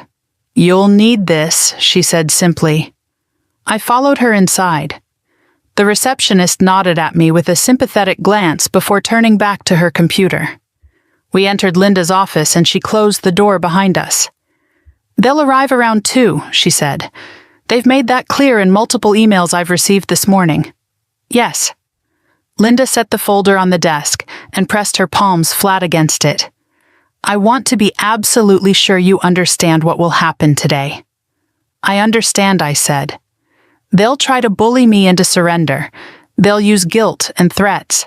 And when that doesn't work, they'll try to discredit me. Correct. They'll claim my mother was manipulated, confused. Yes. And they'll expect me to break." Linda held my gaze. "Will you—" "No," I said. "Not anymore." A faint hint of pride flickered across her expression. "Good. Because today is a turning point. After this, the legal system will take over. You won't need to confront them again, not directly." I felt my shoulders drop with relief. "I'll be here the whole time," Linda continued. "And remember, you do not raise your voice. You do not argue. You do not justify. You simply present the truth." I nodded. Truth had a weight that didn't require shouting. By 10, Linda had briefed me on everything: my rights, their lack of rights, the documentation we were prepared to present, and the expected tactics my family might attempt. At 11, she stepped out for a conference call, leaving me alone in the office. I wandered to the window, watching cars pass along the street below their tires, hissing across slush. For a moment, I wondered where my mother would choose to stand if she were here. Behind me, the door opened softly. I turned. Cameron Price stood in the doorway, holding a steaming paper cup of coffee and a folder tucked under his arm. His expression was heavy, as though today weighed on him too. "Thought you might need this," he said, offering the cup. "Thank you." I accepted it gratefully. He stepped inside, closing the door behind him. "I spoke with your father this morning." My stomach tightened. "How bad is it bad?" he said bluntly. "He's in full collapse mode." Angry, panicked, blaming everyone except himself. That sounded painfully familiar. "He's convinced he can overturn the estate," Cameron continued. "He thinks if he pushes hard enough, you'll surrender or someone will intervene." "No one's intervening," I said. Cameron gave a small, almost sad smile. "That's what I told him." I sipped the coffee, letting the warmth spread through my chest.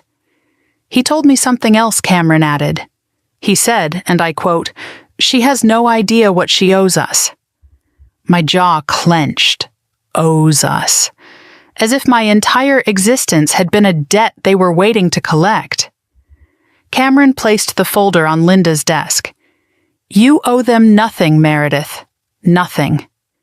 I nodded, unable to speak through the tightness in my throat. He hesitated before turning to leave. "Your mother trusted you more than anyone. She believed you could do this."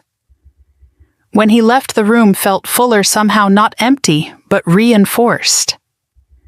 At 1:15 p.m., the receptionist knocked, sticking her head into the office. "They just called," she said softly. "Your family is on their way." I inhaled sharply, steadying myself. Linda returned moments later, fully composed in her dark blazer, her hair neatly pinned, her expression unreadable. "It's time," she said. We moved into the conference room, a long, rectangular table, leather chairs, soft lighting, and a large window overlooking the snowy street. The table felt too clean, too calm for what was about to happen. Linda set the evidence binder in front of her and gestured for me to sit beside her. "Let them speak first," she said. "They'll incriminate themselves without realizing it." I nodded. At exactly 2:07 p.m., the door burst open. Madison stormed in, first red-cheeked and furious, her boots clacking sharply against the floor. My mother followed, looking exhausted and brittle. My father entered last, tall, stiff jaw clenched in a way that promised violence, not physical, but emotional. He carried a stack of papers, probably his pathetic attempt at a defense. The room went silent. My father stared at me like I was a stranger. "Sit up straight," he snapped, automatically, a reflex of control he didn't realize no longer worked. I didn't move. Madison threw her purse onto the table. "This is ridiculous. We shouldn't even be here. Dad, tell them." My father's voice boomed. "We are here because my daughter."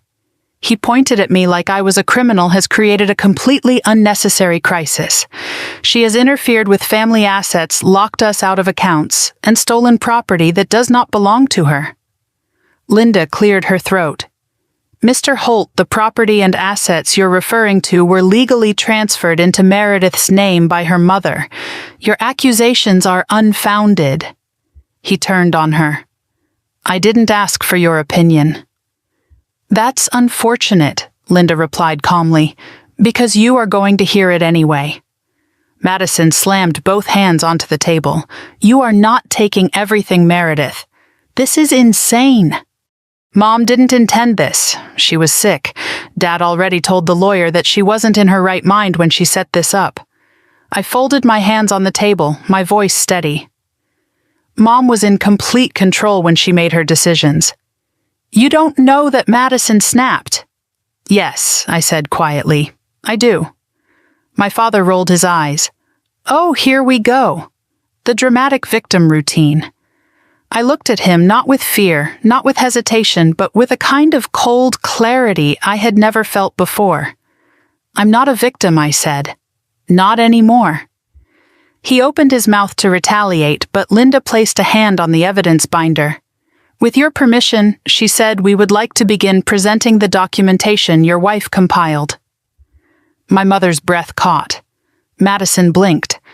"What documentation?" Linda opened the binder and placed the first sheet in front of them, a copy of a forged loan document, signed in my handwriting, except not in my handwriting.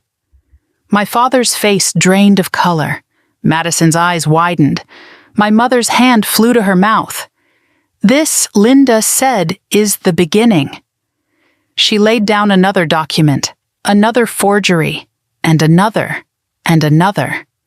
The room fell into suffocating silence as document after document slid across the table, proof of every theft, every lie, every manipulation they had buried under years of gaslighting. My mother whispered, "Oh, God." Madison's face twisted. These are fake. They are not fake," Linda said sharply. "They are authenticated. They are time-stamped. They match transfers, withdrawals, and emails your mother saved." "Emails," my father croaked. Linda pressed a button on a small speaker. My mother's recorded voice filled the room. "I know what you're doing." My father flinched. Madison froze. The audio continued, my mother confronting them, pleading with them, warning them. Every word was a scalpel slicing through their denial. When the recording ended, no one spoke. Finally, my father rose slowly from his chair, staring at me with something like hatred and fear tangled together. "You," he whispered, "have destroyed this family." "No," I said, rising too. "You destroyed it. Mom tried to protect me from you. And now I'm protecting myself." He pointed a shaking finger at me. "You will regret this." Linda stepped between us. "Mr. Holt, this meeting is over." Madison grabbed her purse, eyes blazing. "We're not done." "Yes," I said softly. "We are." My mother paused at the doorway, looking back at me with tears streaming silently down her cheeks. Tears of shame, not grief. "Meredith," she whispered, "I'm so sorry." I didn't answer. They left. The door clicked shut, and the room felt lighter than it had in years. Linda exhaled. "You handled that perfectly." I sank back into my chair, shaking with adrenaline. "It's only the beginning," she said. "But you won today." I looked at the empty doorway. "No," I whispered. "Mom won today." And in that moment, for the first time, I felt it. The shift, the break, the freedom. I sat in Linda's office long after the door closed behind my family, feeling the remnants of their voices, like cold drafts lingering in the air. For a moment, the world was too quiet, as if everything inside me had been hollowed out. My hands lay folded on the table, but I could still feel the trembling, soft, subtle, the aftershock of a decade of silence, finally breaking apart. Linda slipped a glass of water in front of me.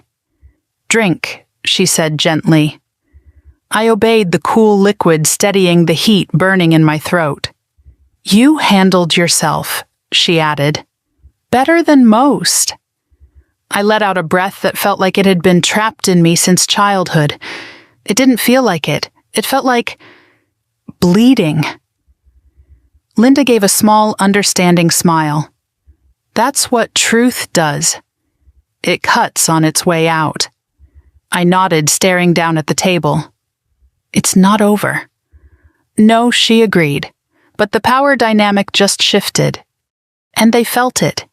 She wasn't wrong. I had seen it on their faces, shock, fear, confusion. The first cracks in the empire they'd built on my back. But I also knew who my family was. They wouldn't go down quietly. Linda checked her watch. "They'll strike again, probably within hours.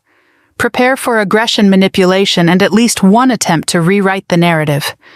Rewriting the narrative was what the Holts did best. I stood gathering my mother's binder as though it were a shield. Let them try. Outside, the winter air hit my face in a sharp gust, but instead of shrinking under it, I inhaled deeply. The cold hurt, but the hurt felt clean, honest, pure in a way that my family had never been. I walked through town toward the small cafe near the courthouse, a place my mother had loved.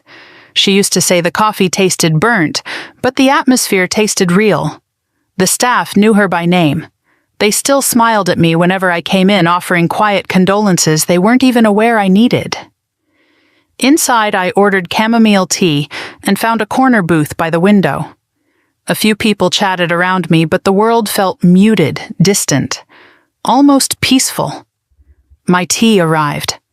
I wrapped both hands around the cup, letting the warmth seep in. Then my phone lit up. 18 missed calls. 11 from my father, 5 from Madison, 2 from my mother. I stared at the screen as the call counter jumped again. 19. I set the phone face down. The tea trembled slightly in my hands. The bell above the cafe door chimed, and for a split second, panic flashed through me, ridiculous, irrational, but real. I half expected to see my father standing there, storming toward me with the self-righteous fury of a man who believed the world owed him an apology. Instead, it was a young couple laughing as they stepped inside. "Relax," I whispered to myself. "They can't touch you anymore." But even as I said it, a part of me knew it wasn't entirely true. Emotional entanglement doesn't end just because the legal ties break. Psychological bonds, especially toxic ones, linger like smoke after a fire. At 3:45 p.m., my phone buzzed with a text.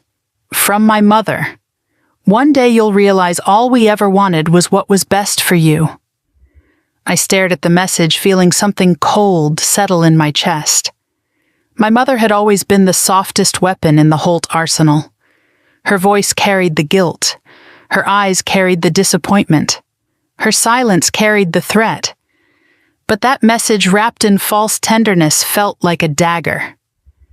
I typed back slowly, deliberately. I know the difference now between what's best for me and what's best for you. I hit send. She didn't reply. I finished my tea, left a tip, and walked back out into the cold.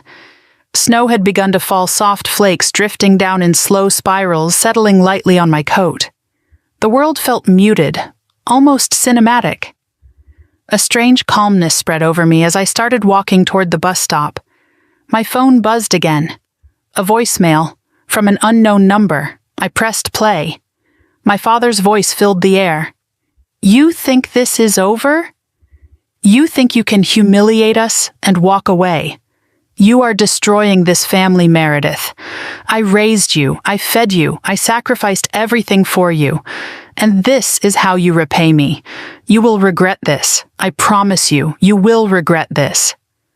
The message ended with a sharp exhale, a sound I had heard thousands of times growing up. The sound he made right before he broke something. Or someone. My breath fogged in the cold. For a moment, fear clawed at me, the old familiar fear that had shaped my entire childhood. The fear of stepping wrong, speaking wrong, breathing wrong. Then I took another breath, this one steadier. He couldn't break me anymore. I boarded the bus and rode back to the cabin. The sky was darker now, the sun melting behind thick clouds. The forest surrounding the cabin felt quiet, protective, almost maternal. I stepped inside, locked the door, and removed my coat. The silence wrapped around me like a blanket, but the peace was short-lived. At 6:09 p.m., headlights flashed through the frosted windows. I froze. A car door slammed, then another. Loud voices rose shouting, muffled but unmistakable. I stepped to the window and peered out. My parents' SUV was parked crookedly outside the cabin. My father stood in the snow, red-faced and shouting at the front door, even though he hadn't knocked yet. Madison was pacing beside him, arms flailing, her breath rising in frantic bursts. Panic shot through me. They had come, not for conversation, not for clarity, but for control. They marched toward the cabin as if they owned it. I grabbed my phone. Linda answered on the first ring. "Tell me they didn't." "They're here," I whispered, backing away from the window. "They're outside." "Do not open the door," she said sharply. "Do not engage. I'm calling the sheriff right now."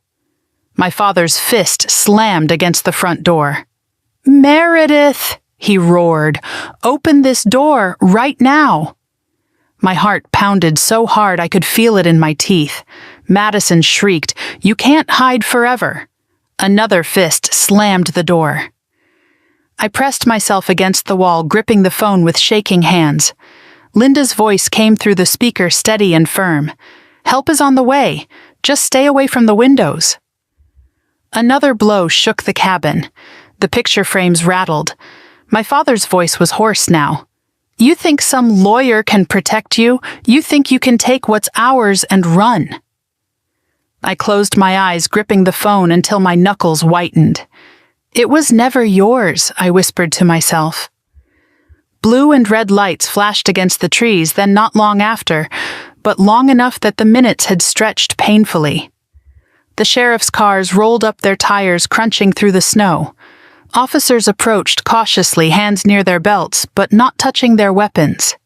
"Sir, step back," one officer ordered. My father shouted something about family matters. Madison shrieked about injustice. My mother cried dramatically, claiming I had been brainwashed. It took 5 minutes, 5 long, chaotic minutes, but eventually the officers guided them back toward the SUV. Before he got in, my father turned toward the cabin, staring through the window as if he could see me hiding behind the wall. His voice was low, icy, venomous. "This isn't over, Meredith." Then the door slammed shut and the SUV pulled away in a spray of snow. The flashing lights faded. Silence returned. Linda stayed on the phone until my breathing evened out. "You did the right thing," she said.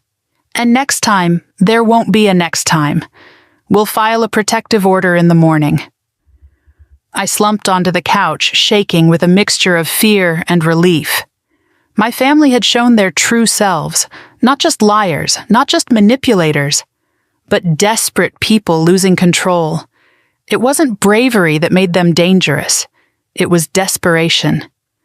I stared into the fire, my pulse slowly calming. Then I whispered to the empty cabin, "They don't get to come here anymore. They don't get to take anything else from me. Today the empire cracked. Tomorrow it would crumble, and I would not be there to catch it." I woke the next morning to a stillness so complete it felt unnatural. No pounding on the door, no frantic buzzing of my phone, no echoes of my father's voice booming through the cold night. Just quiet. A soft, pale light seeped through the curtains, and for a moment I allowed myself to imagine a world where yesterday hadn't happened. But reality returned as soon as I reached for my phone. 14 missed calls, 3 voicemails, 6 text messages, all variations of the same pleas, accusations, and threats. I didn't open any of them. Instead, I got dressed, tied my hair back, and prepared for what Linda had told me would be the most important legal meeting of my life. Today was the formal confrontation, not the emotional chaos of family members banging on the door or screaming in the snow. Today was structure, evidence, law. Today was the day my family would either accept the consequences or destroy themselves trying to avoid them. I arrived at Linda's office 10 minutes early, and she was already standing at the conference table arranging documents, her expression sharp with focus. "You look steady," she observed. "I don't feel steady." "That's fine. You look it. Appearance is half the battle." I took my seat. "Are they really bringing a lawyer?" "They hired one last night." "I assume he hasn't slept much." I exhaled slowly. "What happens today?" "Today," Linda said, placing the final folder neatly in front of her, "your family will learn the difference between entitlement and ownership." At exactly 10:28, the outer door opened. Muffled voices drifted in. Heavy footsteps followed. The door to the conference room swung open. My family filed in. My father entered first, shoulders squared, suit jacket strained across his chest. His face was tight, stiff, vibrating with a quiet rage he clearly believed he was hiding. My mother looked drained, almost fragile, clinging to the arm of the tall, stern-faced attorney beside her. Her eyes darted to me, accusing, wounded, pleading all at once. Madison followed last. But something was different about her today. Her confidence had cracked. The sharpness in her gaze had been replaced with something jittery and nervous. She had lost sleep, she had cried, and she knew I would recognize both facts. Their attorney, a man named Reynolds, greeted Linda with forced politeness. Then he turned to me. "Ms. Holt," he said, nodding. "I understand there are disagreements within the family. We hope to resolve them civilly." "Resolution," Linda replied, evenly, begins with acknowledgement and honesty. He smiled tightly. "Of course."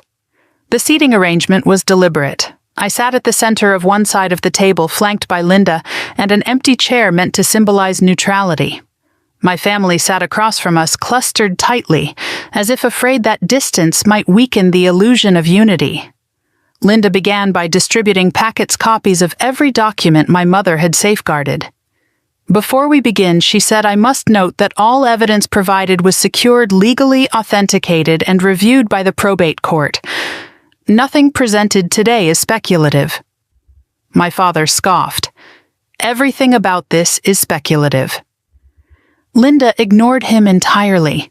She pressed a button and a projector on the opposite wall lit up. The first image appeared, a bank statement, $30,000 withdrawn under my name. My father stiffened. Reynolds shifted in his seat. Linda clicked to the next slide, a forged signature, my signature, then another, and another. Every document was a wound reopening. I watched my father's face crumble inch by inch, not with guilt, but with fear of consequence. Madison stared down at the table, cheeks flaming, unable to meet anyone's eyes. My mother clutched a tissue as though bracing for impact. Linda clicked again. Audio filled the room. My mother's voice, weak but steady. "You can't keep doing this.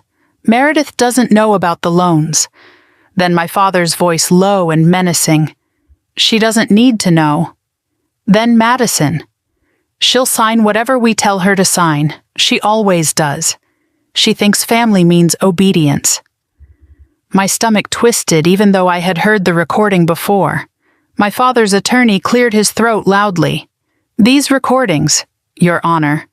"Well, excuse me, Ms. Graves. These recordings, although concerning, do not necessarily demonstrate intent to defraud." Linda turned to him sharply. "Please don't embarrass yourself, Mr. Reynolds. This isn't a courtroom, and you heard exactly what we all heard." Silence. Linda clicked again. "Emails, transaction logs, transfers, property tax receipts charged to my account despite being attached to homes I'd never lived in." Then came the final image. A scanned letter. Handwritten. Signed by my mother. The dates aligned exactly with the period when she began quietly documenting everything. Reynolds scanned it, frowned, read it again, and finally set it down. "This complicates matters." My father exploded. "This is absurd. That woman, my wife, was not in her right mind when she wrote that she was medicated, she was ill. She was Linda lifted a second binder. Here are her medical evaluations, dated, signed by doctors confirming full cognitive clarity for the entire year she prepared these documents." My father's jaw snapped shut. My mother's trembling worsened. Madison exhaled shakily. Reynolds held up both hands. Let's pause a moment and reassess." The tension in the room stretched like a wire pulled too tight. Linda folded her hands neatly. "The point of today is simple. Your family leveraged Meredith's name financially and legally for years. They committed fraud. They attempted identity manipulation. They attempted inheritance interference. In any state, these actions are prosecutable." My mother gasped. Madison whispered, "Oh my God." My father glared at me. "You think you're going to send your own family to prison?" I didn't look away. I think I said quietly that my family put themselves there. He slammed a fist onto the table. Everyone jumped, even the attorney. Linda remained still as stone. My father leaned forward, eyes full of venom. "We raised you. We gave you everything. You wouldn't survive without us." There it was. The line that had shaped my entire life. The line that had kept me obedient, small afraid. I felt something inside me settle, a final piece falling into place. "No," I said. "You didn't give me everything. You took everything, and you convinced me it was love." Madison whispered, "Mere, please." I turned to her. Her eyes glistened. Her lips trembled. She looked small, young, lost. "This isn't me," she whispered. "Dad pressured me. Mom didn't stop him. I held up a hand. "We'll talk later," I said, privately. A flash of hope crossed her face. My father noticed. His expression curdled. "Madison," he snapped, "don't you dare." Reynolds finally intervened. "Mr. Holt, please." The attorney turned to Linda, visibly sweating now. "What exactly does your client want? What is the goal here? Dismantling the entire family." Linda looked at me. I nodded. She slid a set of documents across the table. "These," she said, "are relinquishment agreements. Property, financial claims, estate rights. In exchange for signing, Meredith agrees not to pursue criminal charges." My father laughed, a bitter, ugly sound. "You think we're signing those?" Linda didn't blink. "If you don't, we will file everything. Today." Madison swallowed audibly. My mother whispered, "Please, David. Stop. Just stop." My father turned to her in disbelief. "You're taking her side." My mother broke. Tears spilled down her cheeks. "She kept everything because she knew," she whispered. "She knew you would drain her dry like you drained me, like you drained this family. She knew." My father stared at her as if seeing her for the first time. His face darkened. "Sign it," my mother whispered to him. before we lose everything." But he didn't look at her. He looked at me. And for the first time in my life, I didn't see a father staring back. I saw a man cornered, a man who had built an identity on dominance, a man who was terrified of a daughter who no longer bowed her head. "This isn't over," he hissed. Then he pushed back his chair, grabbed Reynolds by the arm, and stormed out. My mother followed, crying softly. Madison lingered. She looked at me with wide, pleading eyes. "I'm sorry. I didn't know the loans were in your name. I didn't know everything Dad was doing. I went along with it. I went along with everything." I watched her struggle to breathe. "I don't want to lose you," she whispered. I exhaled slowly. "Then don't." She collapsed into the chair, sobbing. "I'll sign," she said. "Whatever you want. I'll sign." Something inside me softened, not much, just enough to acknowledge a fragile truth: Madison wasn't innocent. But she wasn't lost forever.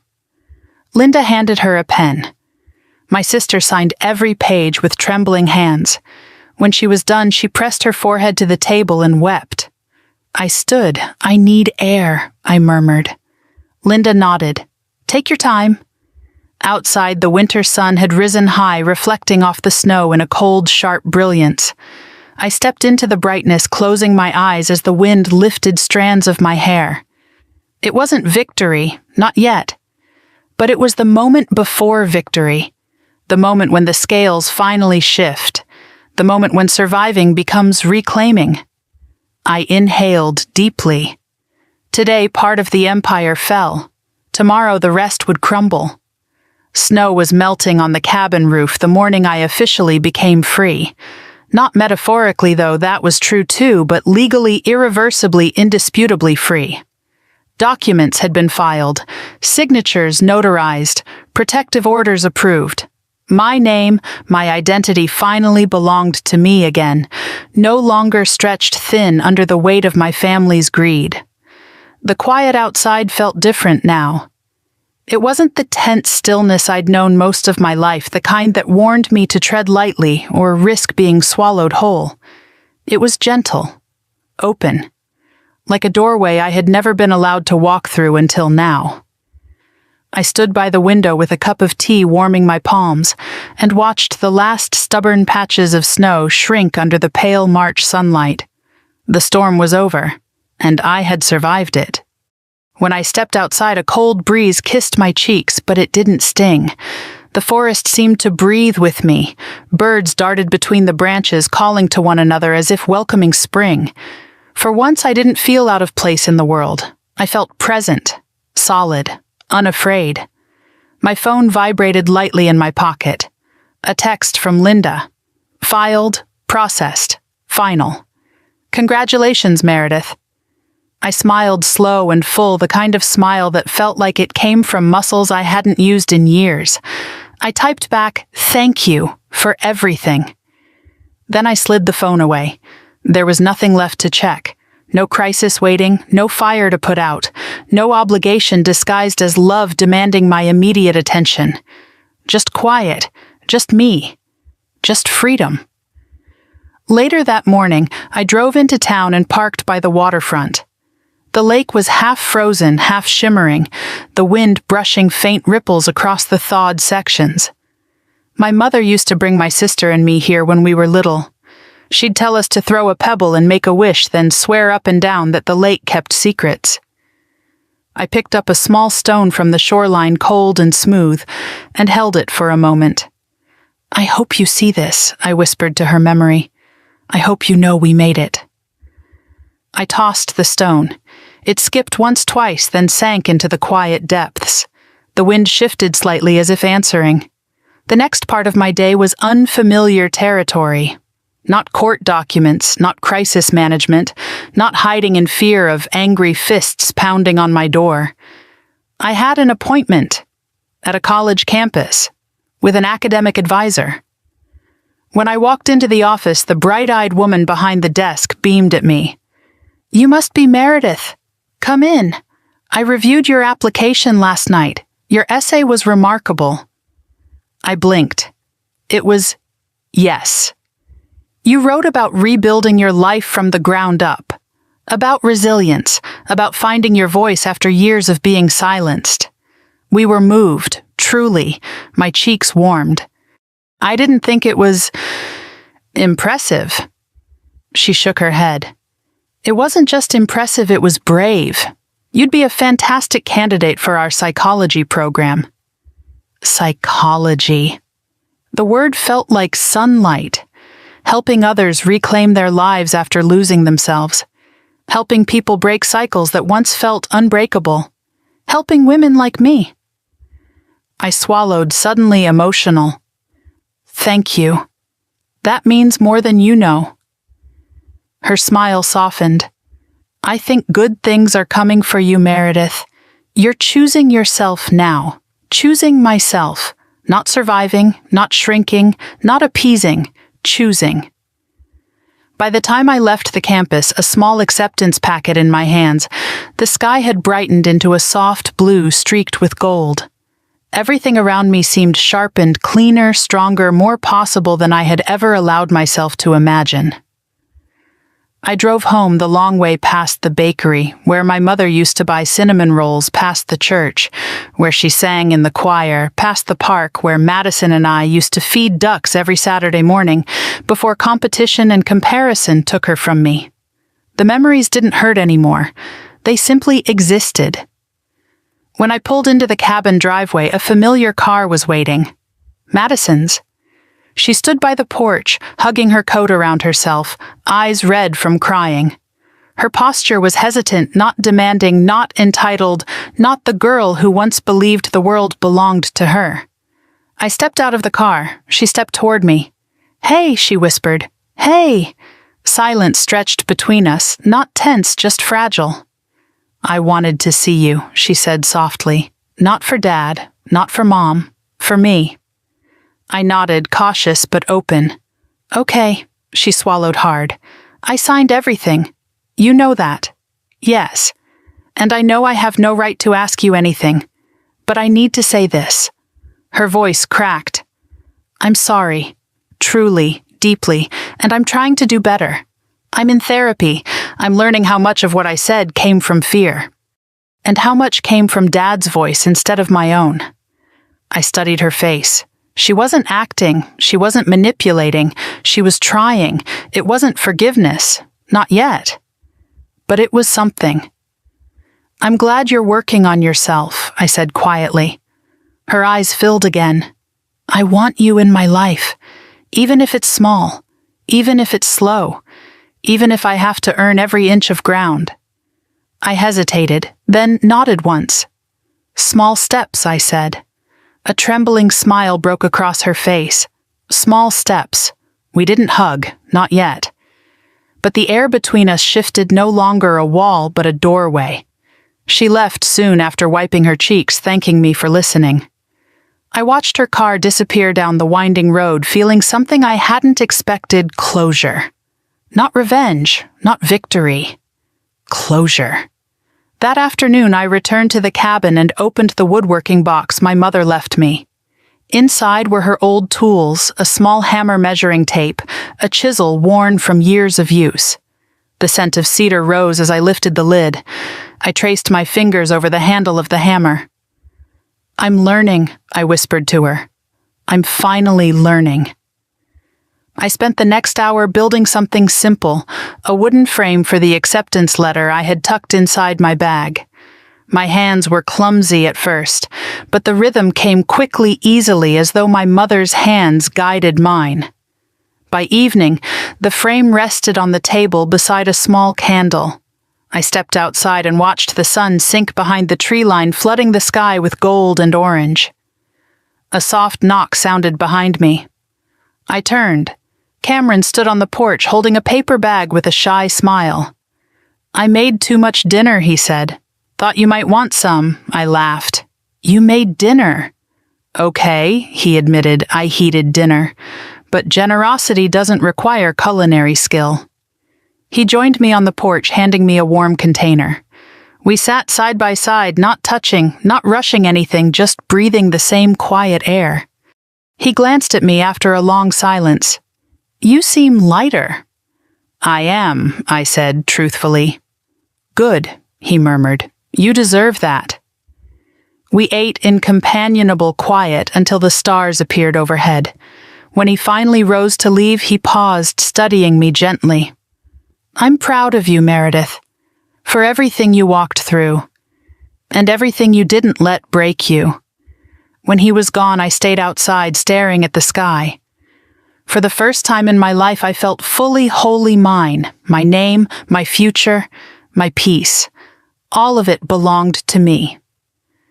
I stepped inside, closed the door, and whispered into the warm cabin air. They said I wouldn't last a week without them. Turns out I was never meant to belong to them in the first place.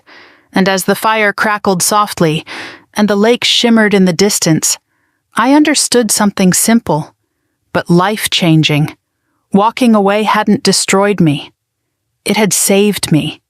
If you've ever had to walk away from someone who tried to convince you that you were nothing without them, tell me in the comments. Share your story. Your voice might be the one that gives someone else the courage to finally stand up and reclaim their life. And if this journey meant something to you, don't forget to like and subscribe. There are more stories ahead, and I'd be honored to share them with you.